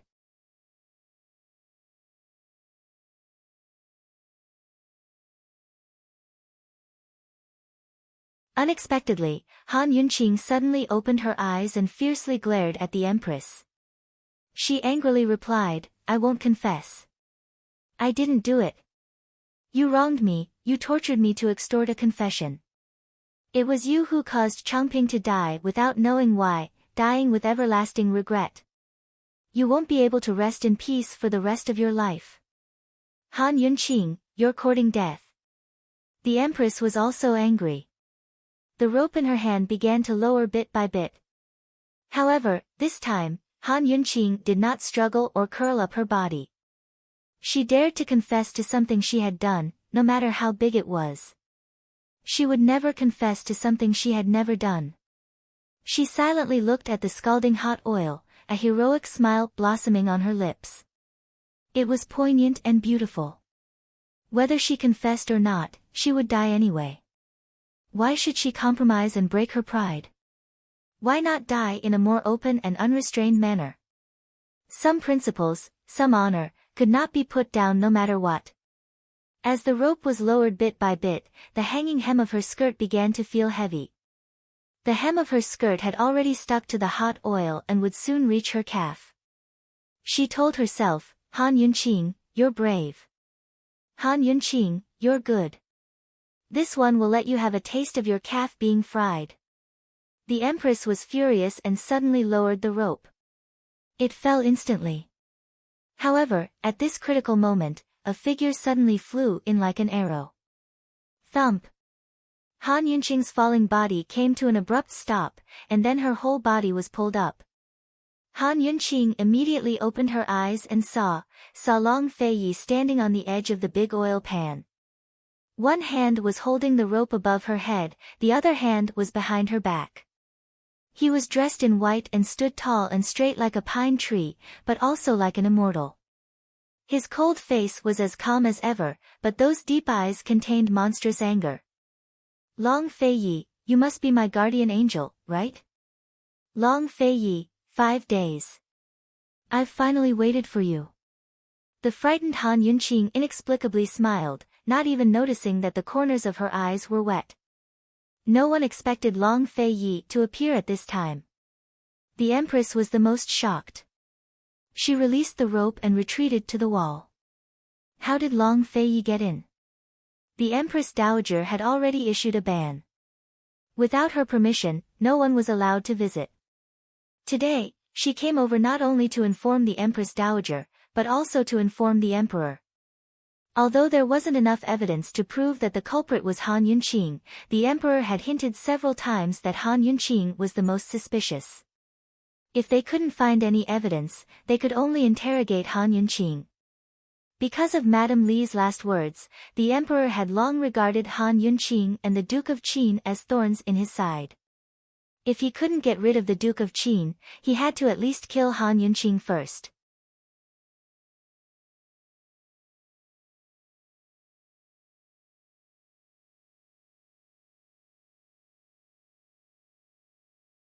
Chapter 166. Because of Long Feiyi's question, the Empress was speechless for a long time. The room was silent. Long Fei carried Han Yunqing down from the towering cauldron. It wasn't clear whether it was because she'd been curled up for too long or because she was still afraid, but Han Yunqing's legs turned weak as soon as they touched the ground. She couldn't stand straight and fell straight into Long Fei's body. Of course, she wanted to get up immediately. She knew that this guy was very misophobic and especially hated this kind of behavior. However, Long Feiyi hugged her waist and said in a low voice, "Don't move." This time, Han Yunqing immediately froze. Although his voice was still very cold, Han Yunqing liked those 2 words. She obediently didn't move and leaned in his arms. Gradually, she felt his exclusive scent completely enveloping her. In an instant, all her fear disappeared. Unknowingly, she relaxed and put all her weight in his arms. And Long Feiyi lowered his head and lowered his cold eyes. He carefully lifted the corner of her skirt and tore off the part that was covered in hot oil. At this time, Han Yunqing noticed that a large part of her skirt was wet. If it accidentally stuck to her calf, with the temperature of the hot oil, it would definitely burn her skin. After Long Feiyi tore off a few pieces of her skirt, he checked other places one by one. Looking at his serious side profile, Han Yunqing was stunned. She forgot where she was. In her eyes and mind, there was only this man's silent and cold face, but his considerate and meticulous actions. She couldn't imagine that this big ice block could have such a meticulous side. Was she dreaming? Big ice block, if this is a dream, then, can I fall in love with you in a dream? After confirming that there were no oil stains on Han Yunqing's skirt, Long Feiyi immediately pushed her away. He was still as cold and concise as ever. Stand properly. Ah. Okay, this push immediately shattered all of Han Yunqing's beautiful dreams. Falling in love with him was simply asking for trouble. How was that possible? Her legs felt like jelly, but she still managed to stand firm on her own. After exhaling, she immediately complained, "Your Highness, I'm innocent. The Empress forced me to confess. She said that if I didn't confess, she would burn me to death." The Empress was caught red-handed and couldn't defend herself. Coldly, she glared at Han Yunqing and clenched her fists. Empress, you're in such a hurry to beat him into a confession. Could it be that you have some unspeakable reason? Long Fei Yi asked. I didn't. Han Yunqing was the murderer. Only she knew how to poison him. It must be her. The Empress roared angrily, completely forgetting herself. Long Fei Yi didn't plan on wasting words with the Empress. Coldly, he said, this prince is following the Emperor's orders to bring Han Yunqing out of prison and assist in the investigation of Princess Changping's death. This prince won't accompany you any longer. After saying that, he glanced at Han Yunqing and turned to leave. Han Yunqing gave a start. How did this fellow convince Emperor Tianhui to assist in the investigation? The one who died was Emperor Tianhui's daughter. Wasn't this a little too valiant? Actually, she was already satisfied that he'd come to save her and ensure her safety in prison. Of course, Han Yunqing's body reacted faster than her brain. She didn't even understand what was going on before she hurried after him like a little follower. But soon enough, the Empress rushed out with an angry cry. Duke of Qin, you stop right there. How could Long Fei Yi be so obedient? He kept walking forward, just like when he'd paid his respects to the Empress Dowager. As Long Fei Yi walked, Han Yunqing followed, ignoring the Empress's rage behind them. Someone come, stop the Duke of Qin for me. His Majesty couldn't have issued such a decree. How could a suspect assist in the investigation? I refuse to accept this. Someone come, the Duke of Qin is trying to break out of prison. Stop them, do you hear me? Yet, no matter how the Empress screamed, the guards of the Supreme Court, including the guards the Empress had brought, did not dare to stop her. The Duke of Qin wasn't breaking out of prison at all. He was walking out step by step, noble and elegant. After all, in Tianing country, blocking the Duke of Qin's path was equivalent to seeking death. The Empress couldn't accept it when she saw Long Fei Yi take Han Yunqing away. The more she thought, the more fear in her eyes deepened. She immediately returned to the palace and went straight to the imperial study. Currently, Emperor Tianhui was sitting in front of his desk, staring blankly at a gold medallion in his hand. This was a special medallion that the late emperor had bestowed upon the Duke of Qin before he died. Back then, the Duke of Qin was still very, very young. Emperor Tianhui often wondered if the late emperor would be the one sitting in his study today if he'd lived a few more years. Seeing this medallion was the same as seeing the late emperor. The late emperor had given the Duke of Qin the privilege of disobeying imperial orders. It was equivalent to a chance to save his own life. Yet over the past decade, the Duke of Qin had taken every step cautiously and carefully. He'd never used this medallion to reach his current position of power. This time, for the sake of Han Yunqing, he'd used it. Thinking up to here, Emperor Tianhui's lips rose into a cold smile. Long Fei Yi, have you really taken a fancy to that woman? Very good, you, who have always been invulnerable, also have a weakness. At this moment, the Empress rushed in despite eunuch Shui's attempts to stop her. She bowed in front of Emperor Tianhui and said, Your Majesty, the Duke of Qin took Han Yunqing away. He said she was assisting in the investigation under your orders. How can a suspect assist in the investigation? Emperor Tianhui withdrew his cold smile and said mildly, Empress, you may rise. Your Majesty, Changping died unjustly. If your Majesty doesn't give Changping justice, Qinxie will kneel and never rise. The Empress didn't rise, but knelt instead. Emperor Tianhui's eyes flashed with impatience. Before the Empress had arrived, the Empress Dowager had already arrived to discuss the same matter. Changping's death made the Empress and Empress Dowager hate Han Yunqing to the bone. Still, his heart ached as well. Even if he took 10,000 steps back and assumed that Han Yunqi wasn't the culprit this time, he still wanted to seize the chance to kill Han Yunqing. He was already afraid of Long Fei Yi to begin with. Now there was Han Yunqing as well. How could he not be on guard against the possibility of Han Yunqing becoming one of Long Fei Ye's capable subordinates? Poison skills could save people as well as kill. It could save a country as well as destroy it. The traitor Madame Li's words before she died would occasionally linger in his ears, making him restless. But Long Fei Ye's gold medal forced him to yield. Even so, it was only a chance. He refused to believe that Han Yunqing could prove her innocence in such a short time. Zhen will only give her 1 day's time. If the Duke of Qin can't produce evidence to prove Han Yunqing's innocence by tonight, Zhen will immediately convict Han Yunqing of murder. Emperor Tianhui said coldly. One day, the Empress never expected such an agreement. What could Han Yunqing find out in 1 day's time? The corpse had already been there for 5 days. Over the past 5 days, she'd refused all of the coroner's requests to examine it.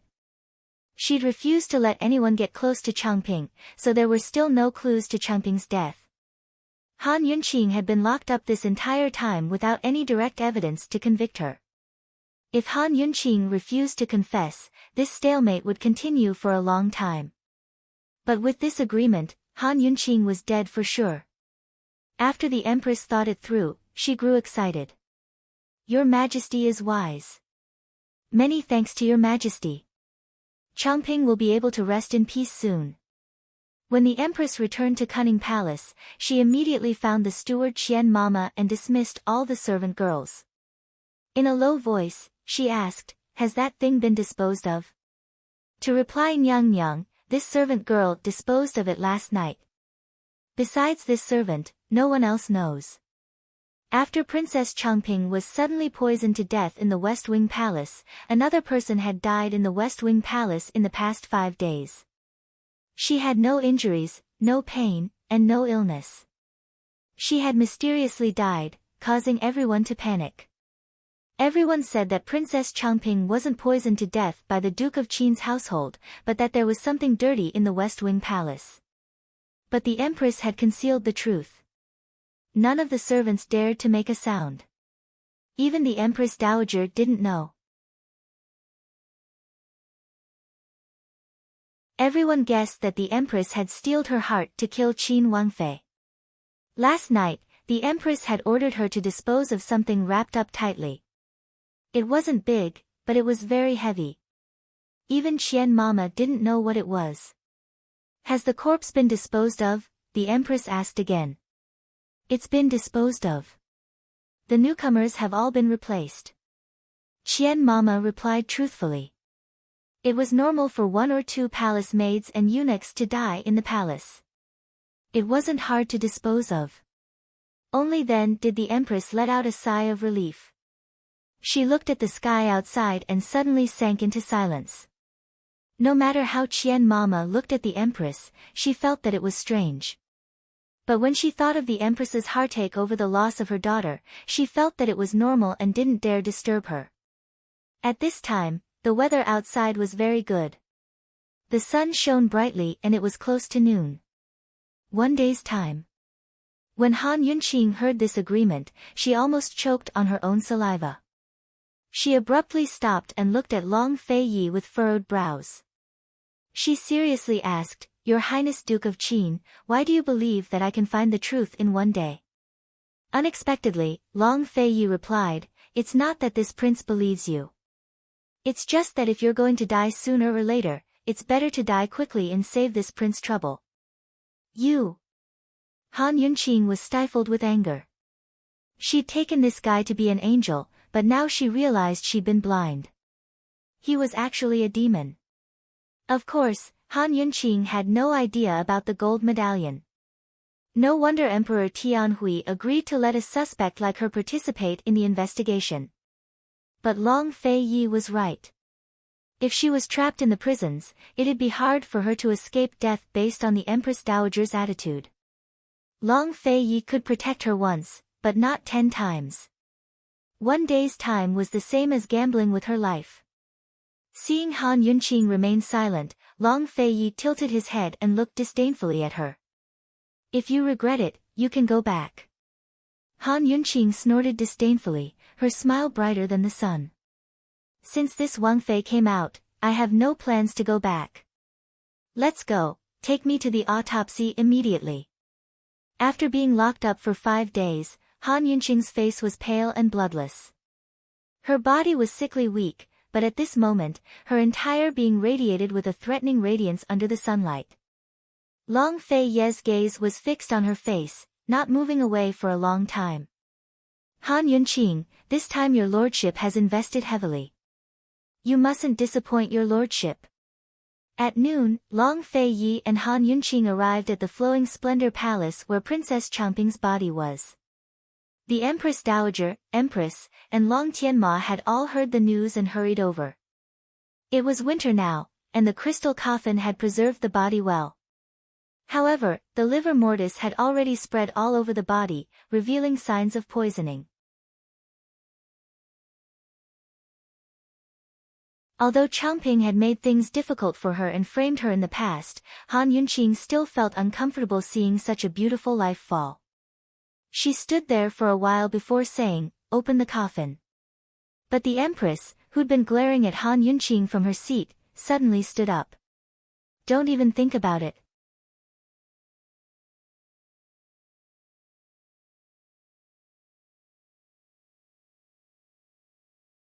Chapter 167. The Empress not only stood up, but walked to the side of the ice coffin and pressed a hand against the lid. She looked coldly at Han Yunqing. "You murderer, I definitely won't allow you to disturb Changping." Half of the day had already passed. There was only half a day left. As long as it was nighttime and Han Yunqing couldn't find the truth about the poison, she would have to confess. The Empress couldn't wait to delay Han Yunqing so that she couldn't do anything. Han Yunqing was really impatient. She already had enough of this kind of ridiculous injustice. However, at this time, she more or less saw the Empress's strange behavior. The Empress was Changping's birth mother. The pain of losing a daughter was understandable. However, to be so overbearing and unreasonable to blame her, it seemed a bit wrong. As a mother, didn't she want to know the truth? Why did she insist that she was the murderer? Even if she believed, shouldn't she be anxious to find evidence? On the way here, Long Fei Yi said that in these 5 days and 5 nights, no matter if it was a coroner or a poison master, no one would be able to get close to Changping's body. The Empress simply didn't allow anyone to examine the body. "Empress, if you have this kind of attitude, I can only go back to the Supreme Court. However, before you find evidence, please don't casually use torture to extort a confession. This isn't how a country's empress should act." Coldly, Han Yunqing warned. When these words were said, many of the servants present looked at each other. Only now did they know that the Empress had gone to the Supreme Court to extort a confession. Long Tianma's brows were tightly knitted. He went forward and pulled the Empress. "Muhu, Imperial Father has already promised Imperial Qin Uncle. Just let her investigate." However, the Empress lay on the ice room and cried, "No, how can I let the murderer touch Changping again? As a mother, how can I explain this to Changping?" Long Tianma couldn't persuade her and turned to look at the Empress Dowager. However, the Empress Dowager looked at the Empress without any intention of persuading her. The Empress broke down emotionally, but the Empress Dowager was still calm. She had done her research over the past 5 days. On New Year's Eve, the security in the palace was the tightest, especially her Peace Palace. The West Wing Palace was to the west of the Peace Palace, so it was unlikely that an assassin would be able to break in. Even if they did, it would be difficult for them to kill without making a sound. What's more, Changping was a princess, and her social circle was nothing more than aristocratic families. Everyone couldn't wait to curry favor with her. It had always been others who offended her, and not her who offended others. How could she attract the disaster of murder? And in the palace, how could such a rare poison appear? Who would dare to poison Changping? After thinking it over, Han Yunqing, who had first-rate poison skills, was still the most suspicious. Moreover, she was the only one who had a grudge with Changping. Han Yunqing. Aijia hasn't managed to win you over yet, but you've already killed Aijia's most precious granddaughter. Aijia has really misjudged you. The Empress Dowager didn't say anything. The Empress Dowager was lying on the crystal ice coffin. The servants naturally didn't dare to open the coffin. Time passed slowly. The winter afternoons were very short. If this dragged on, the sky would turn dark. Han Yunqing was furious. Empress, are you going to move aside or not? The Empress looked at Han Yunqing with resentment, but didn't move. Han Yunqing turned to leave. Your Highness, please send Qinxia back to the Supreme Court. Who knew that Long Fei Yi would examine the Empress and coldly ask, Empress, what are you feeling guilty about? It wasn't just Han Yunqing, but Long Fei as well. With the Empress's usual personality, even if she was grieving, she wouldn't be so unreasonable as to throw a tantrum. She'd even lost the self-restraint of a mother of a nation. Hearing this, the Empress subconsciously let go. I'm not. If you're not, then open the coffin and examine the body. It's only half a day, what are you afraid of? Could it be that you're afraid that Han Yunqing will find evidence? Long Fei Yi continued to interrogate. Long Fei Ye's words surprised the Empress Dowager and Long Tianma. The Empress Dowager immediately slammed the table and stood up. Qin Wang, what do you mean by this? The Empress is grieving over the loss of her daughter. Not only are you not understanding, you're speaking rudely. Aren't you husband and wife going too far? Who knew that Long Fei Yi also slammed the table and stood up? His cold eyes glared at the Empress Dowager as he angrily said, this Wang used the late Emperor's decree of privilege to exchange for this opportunity. What does the Empress mean by obstructing and looking down on the late Emperor's decree of privilege? Decree of privilege? When these words came out, all the servants present immediately knelt down. Heavens, Qin Wang was angry. Qin Wang had even invited the late emperor. The Empress was dumbstruck. She immediately retreated and knelt down with a plop. Qinxia doesn't dare. Qinxia absolutely doesn't dare. The Empress Dowager stood in place and stared blankly at Long Fei Yi. For a moment, she didn't know what to say. If the Empress Dowager remembered correctly, this was the first time she had seen Qin Wang angry. Qin Wang, who had always been cold and indifferent, actually really got angry and brought out the late emperor's decree of privilege. Just for a mere Han Yunqing. A woman who was forced on him. Are you pampering her or being generous? Amidst everyone's shock, Long Fei Yi ordered, someone, open the coffin. At this time, Han Yunqing, who was also in disbelief, slowly turned around.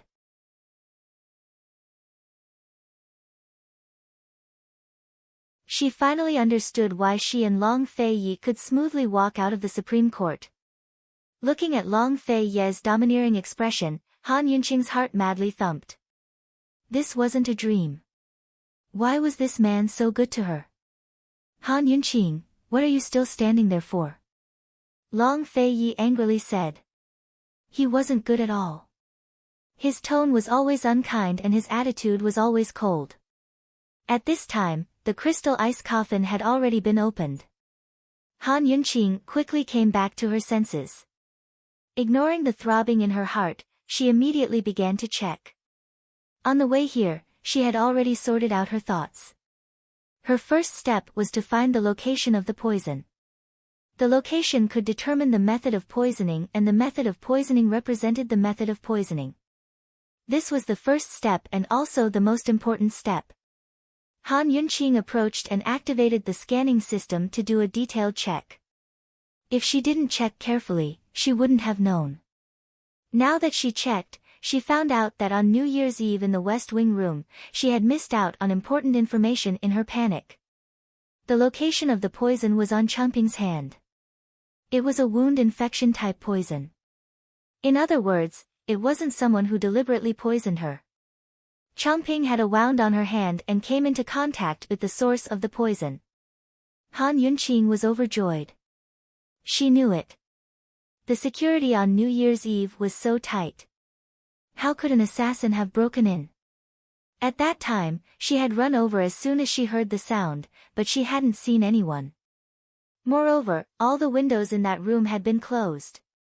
No one had poisoned her. Princess Changping had been careless and had come into contact with the poison. She hadn't walked a few steps when the poison flared up and knocked over the shelf. That was why she had heard the sound and seen the scene of death. This surprising discovery made the whole thing much simpler. It had to be known that if an assassin had poisoned her, it would be impossible to find the assassin and she would be done for. However, if she had been careless and came into contact with the poison, finding the source of the poison was a piece of cake for Han Yunqing. At this time, everyone's attention was on Han Yunqing. She sneaked a glance at Long Fei Yi. She didn't say anything and continued to do the next step of the examination. Poison sources could be divided into two types. One was natural poison sources, such as plants or animals that were naturally poisonous. The other was artificial poison sources, which were poisons that were artificially extracted.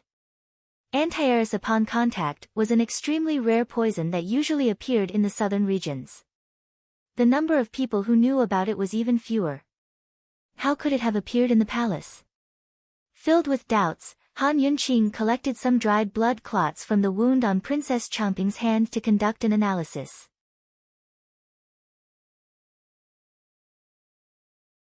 The corpse had been stored for 5 days and the blood clots were already mixed with quite a few impurities. Normal poison masters wouldn't be able to detect them. Fortunately, Han Yunqing had her most considerate friend, the detoxification system, to help her. However, when the results of the analysis came out, Han Yunqing was shocked. She never would have thought that the source of the poison would be like this. This was too inconceivable. Han Yunqing hid the shock in her heart and silently retreated. She took off her gloves and washed her hands. At this time, the room was even more silent. Everyone had clearly seen that Han Yunqing hadn't done anything. She had only used her needles to collect some blood clots. Did this mean that she was done with the autopsy? Did she find anything? Seeing that Han Yunqing's complexion wasn't very good, the Empress Dowager was the first to speak. Han Yunqing, did you find anything? The Empress anxiously looked over, a trace of nervousness flashing through her eyes. Han Yunqing glanced at the Empress Dowager and Empress, but didn't reply. Instead, she turned to Long Fei Yi and said, "Take me to the West Wing Palace." Long Fei Yi didn't ask any more questions. He stood up and left with Han Yunqing, leaving behind a room full of puzzled people. What is this?" the Empress Dowager muttered unhappily. The Empress's eyes flickered with complicated emotions. She didn't reply. Long Tianma said in a low voice, "Imperial Grandmother, let's go take a look together."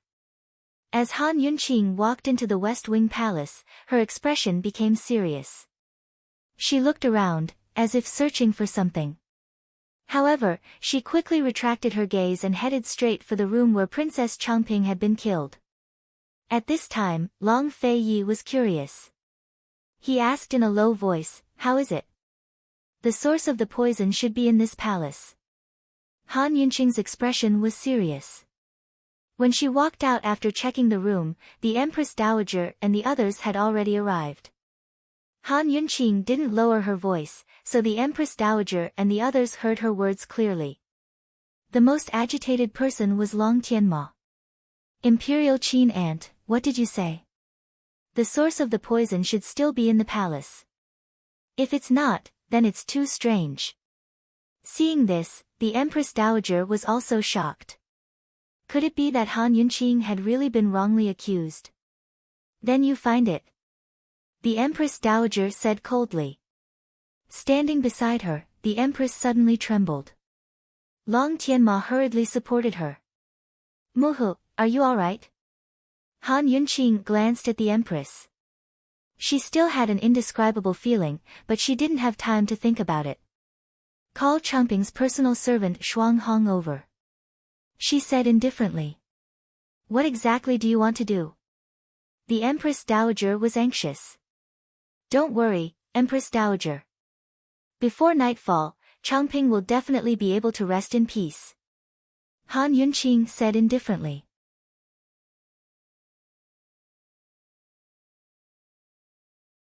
These words made everyone even more certain that she had found something. The Empress Dowager pursed her lips. All right, I Jia will wait. The Empress stared fixedly at Han Yunqing.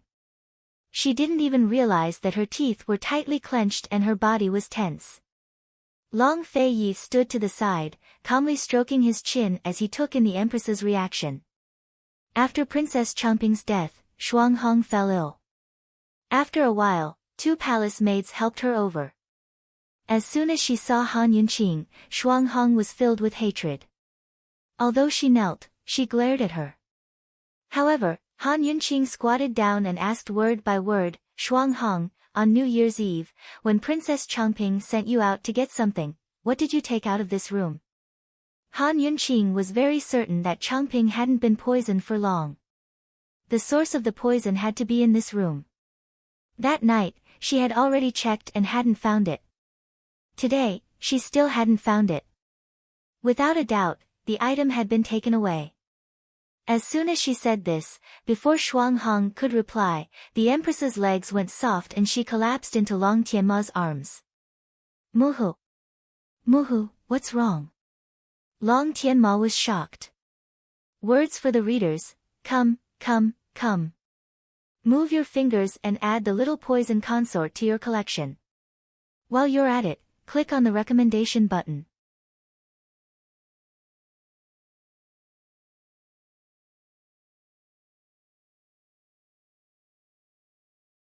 Chapter 168. What's wrong, Empress? Han Yunqing stopped her interrogation and looked towards the Empress, but the Empress immediately avoided her gaze. Long Tianma helped the Empress sit down at the side, very concerned. Imperial Mother, are you all right? Are you too tired? Someone, summon the Imperial Physician. The Empress Dowager also spoke. However, the Empress stopped him, her tone firm. I'm fine, there's no need. Han Yunqing was even more confused and questioned Shuang Hong again. Shuang Hong, think carefully. You can't leave anything out. Shuang Hong didn't know why Han Yunqing asked this question. Actually, she didn't need to think too much. That day, when Princess Changping sent her out to get something, she also asked her to take something with her. It was just one thing, and it was a very special thing. She remembered it very clearly. The Empress sat at the side, staring fixedly at Shuang Hong. Perhaps because her gaze was too intense, Shuang Hong actually sensed the Empress's gaze. She timidly glanced over and was suddenly frightened, immediately retracting her gaze. At this time, Shuang Hong felt uneasy. Why was the Empress looking at her like this? Could it be that thing? She was hesitating when Han Yunqing coldly said, Shuang Hong, this is a serious matter. Think carefully. If you're lying, once it's discovered. This was a reminder and also a warning. Han Yunqing didn't finish her sentence. Shuang Hong lowered her head, her heart pounding. She secretly glanced at the Empress, hesitating. However, at this time, the silent Long Fei Yi spoke. It's only been a few days. Do you need to think for so long? When these words came out, Shuang Hong abruptly raised her head and met Long Fei Yi's icy gaze. She was almost scared out of her wits. Heavens, the Duke of Qin was looking at her and even personally interrogating her. Too frightening. Shuang Hong didn't dare to hesitate and hurriedly replied, this servant remembers. That day, Princess Changping had this servant take away a wooden Buddha statue. That belongs to the Empress. This servant left it in the front room and hasn't returned it yet. When these words came out, the Empress seemed to have her soul sucked out of her body and collapsed. It belonged to the Empress? Han Yunqing was shocked. Looking at the Empress's reaction, she seemed to realize something. A complicated look flashed across her eyes. She did not hesitate and said, where did you put it? Take me to see it immediately. It's in the small room next to the door on the right. I haven't touched it since I put it there. Shuang Hong answered truthfully. Han Yunqing didn't say anything and strode away. Long Fei Yi was the second to follow. The Empress Dowager and Long Tianma became more and more suspicious. What was going on? Han Yunqing is so quiet. What did she find? However, just as the grandmother and granddaughter were puzzled, the Empress, who was sitting on the side, suddenly stood up and quickly chased after them. Mother! Long Tianma shouted. He finally realized that something was wrong with his mother. Although she had been emotionally unstable for the past 5 or 6 days, today was too. What's wrong with her? The Empress Dowager became worried. Long Tianma didn't know what to say for a while. He supported the Empress Dowager and chased after them. However, at this time, Han Yunqing couldn't find anything in the room Shuang Hong pointed out. I clearly put it here. I never touched it again. After the incident that day, I fell ill. I never came here again. No one dares to touch the Empress things. That's the Buddha statue that the Empress recently invited. Shuang Hong was very excited. She was afraid that she would get into trouble. Han Yunqing and Long Fei Yi walked out of the room and saw the Empress standing at the door, staring at them in a daze. Empress, do you know where that Buddha statue went? Han Yunqing asked seriously. I don't know. The Empress immediately replied. So you're saying that it's lost? Han Yunqing asked again. The things here won't be lost. Moreover, it's mother's things. Shuang Hong, think about it carefully. Long Tianma walked over. Shuang Hong immediately knelt down. Your Highness Crown Prince, this servant didn't remember incorrectly. It was placed in that room. Princess Changping wanted to personally carve a stone Buddha statue for the Empress Dowager as a New Year's gift, but time was short. It was already New Year's Eve and the lotus seat hadn't been carved yet. On New Year's Eve, Princess had this servant borrow a wooden Buddha statue from the Empress to imitate. Afterwards, Princess had this servant go get some gold powder and put the wooden Buddha statue away. This servant put the wooden Buddha statue in this room. Speaking to hear, Shuang Hong immediately added, that's right. This servant remembered. That night, this servant told Xiao Yu in the West Wing Palace. She also knew that it was here. Someone, Xian Xiao Yu, come here. Long Fei Yi immediately ordered. Xiao Yu. The Empress' face was ashen as she remained silent. However, Xiao Yu didn't come. Instead, it was Qian Momo who came. Reporting to the masters, Palace maid Xiao Yu contracted a terrible disease 2 days ago and is gone. Before she could finish speaking, Han Yunqing suddenly narrowed her eyes. With such a coincidence, if she still couldn't figure out what was going on, then she would have lived in vain. Where's the corpse? Han Yunqing coldly asked. Qian Momo secretly glanced at the Empress and was still calm. The corpse was cremated that day. Han Yunqing sneered and sternly asked, where's that thing? Qian Momo, you're in charge of the West Wing Palace, right? Where's the Empress wooden Buddha statue? Who under you has the guts to steal the Empress Buddha statue?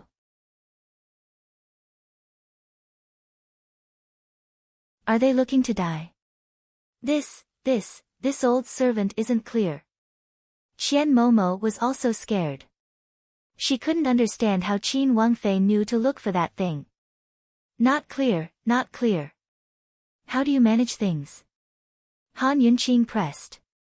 Qian Momo was so scared that her face turned ashen.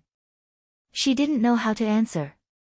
Han Yunqing looked at the silent Empress and coldly asked, Your Highness the Empress, don't you know how to look for something that you lost?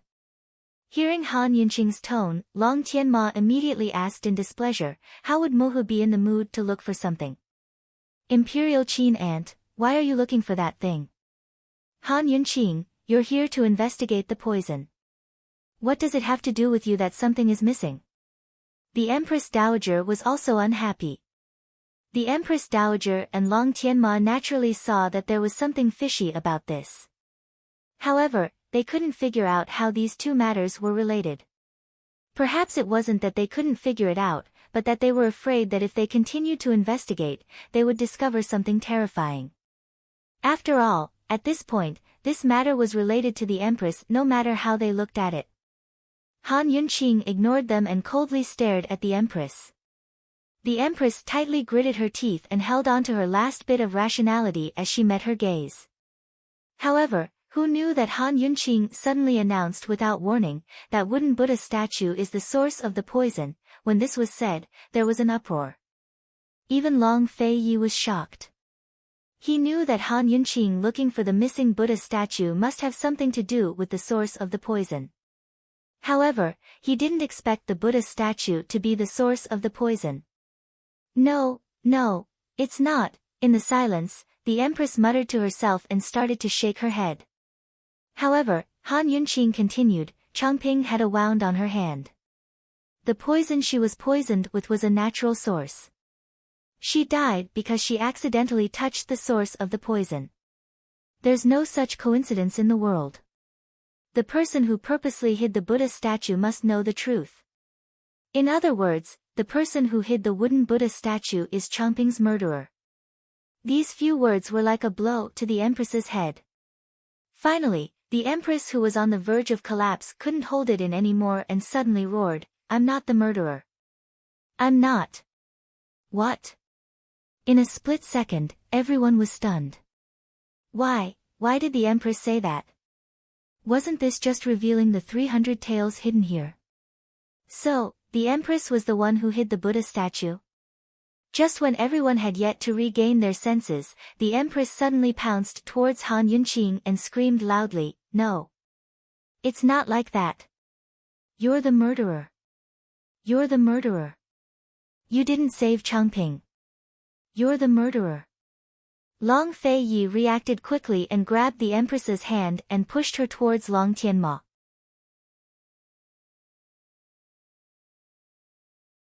Who knew that the Empress seemed to have gone crazy? She struggled with all her might and pounced towards Han Yunqing while scolding angrily, Why didn't you save her? Why? Han Yunqing, aren't you very powerful? Why didn't you save her? Why didn't you go earlier? Why didn't you save her? If you had gone earlier, she wouldn't have died. Woo woo. Han Yunqing, you must have purposely not saved Changping. You're the one who harmed Changping. It's not me, the Empress's reaction was too unexpected.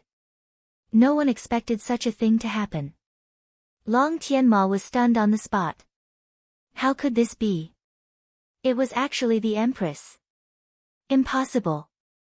Even a vicious tiger wouldn't eat its cubs.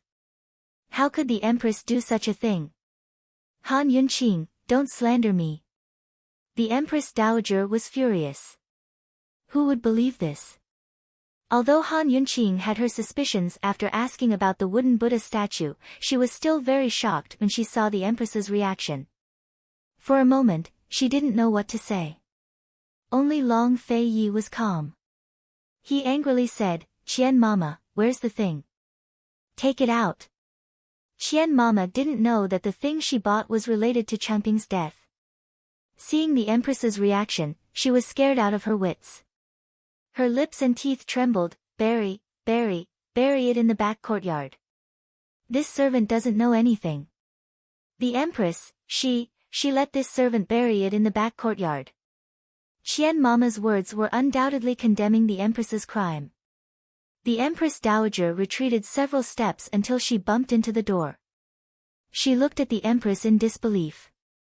The Empress was paralyzed at Long Tianma's feet, crying non-stop like a lunatic. Long Feiyi brought Qian Mama and personally dug up the wooden Buddha statue buried in the back courtyard. He didn't touch it directly. The wooden Buddha statue was wrapped tightly with a piece of cloth. Once he took it, Han Yunqing's detoxification system alerted her. This thing was poisonous. Han Yunqing personally undid the cloth carefully. When she saw the wooden Buddha statue, Han Yunqing suddenly felt like she was going to collapse. Heavens! This thing was poison arrow wood. This was a Buddha statue carved from poison arrow wood. The poison arrow wood's roots and bark were all useful, but they had to be soaked for several days to get rid of the poison. The wooden Buddha statue in front of her wasn't cleaned at all. There was still a small amount of sap hidden in the wood. If one looked carefully, they would see that the bottom of the Buddha statue was slightly moist. This kind of poison had to enter the blood to cause poisoning. Therefore, not everyone would be poisoned if they touched it. However, once there was a wound on their hand, it would definitely be infected and they would die without a doubt. Of course, those who didn't know poison arrow wood were still unable to believe it.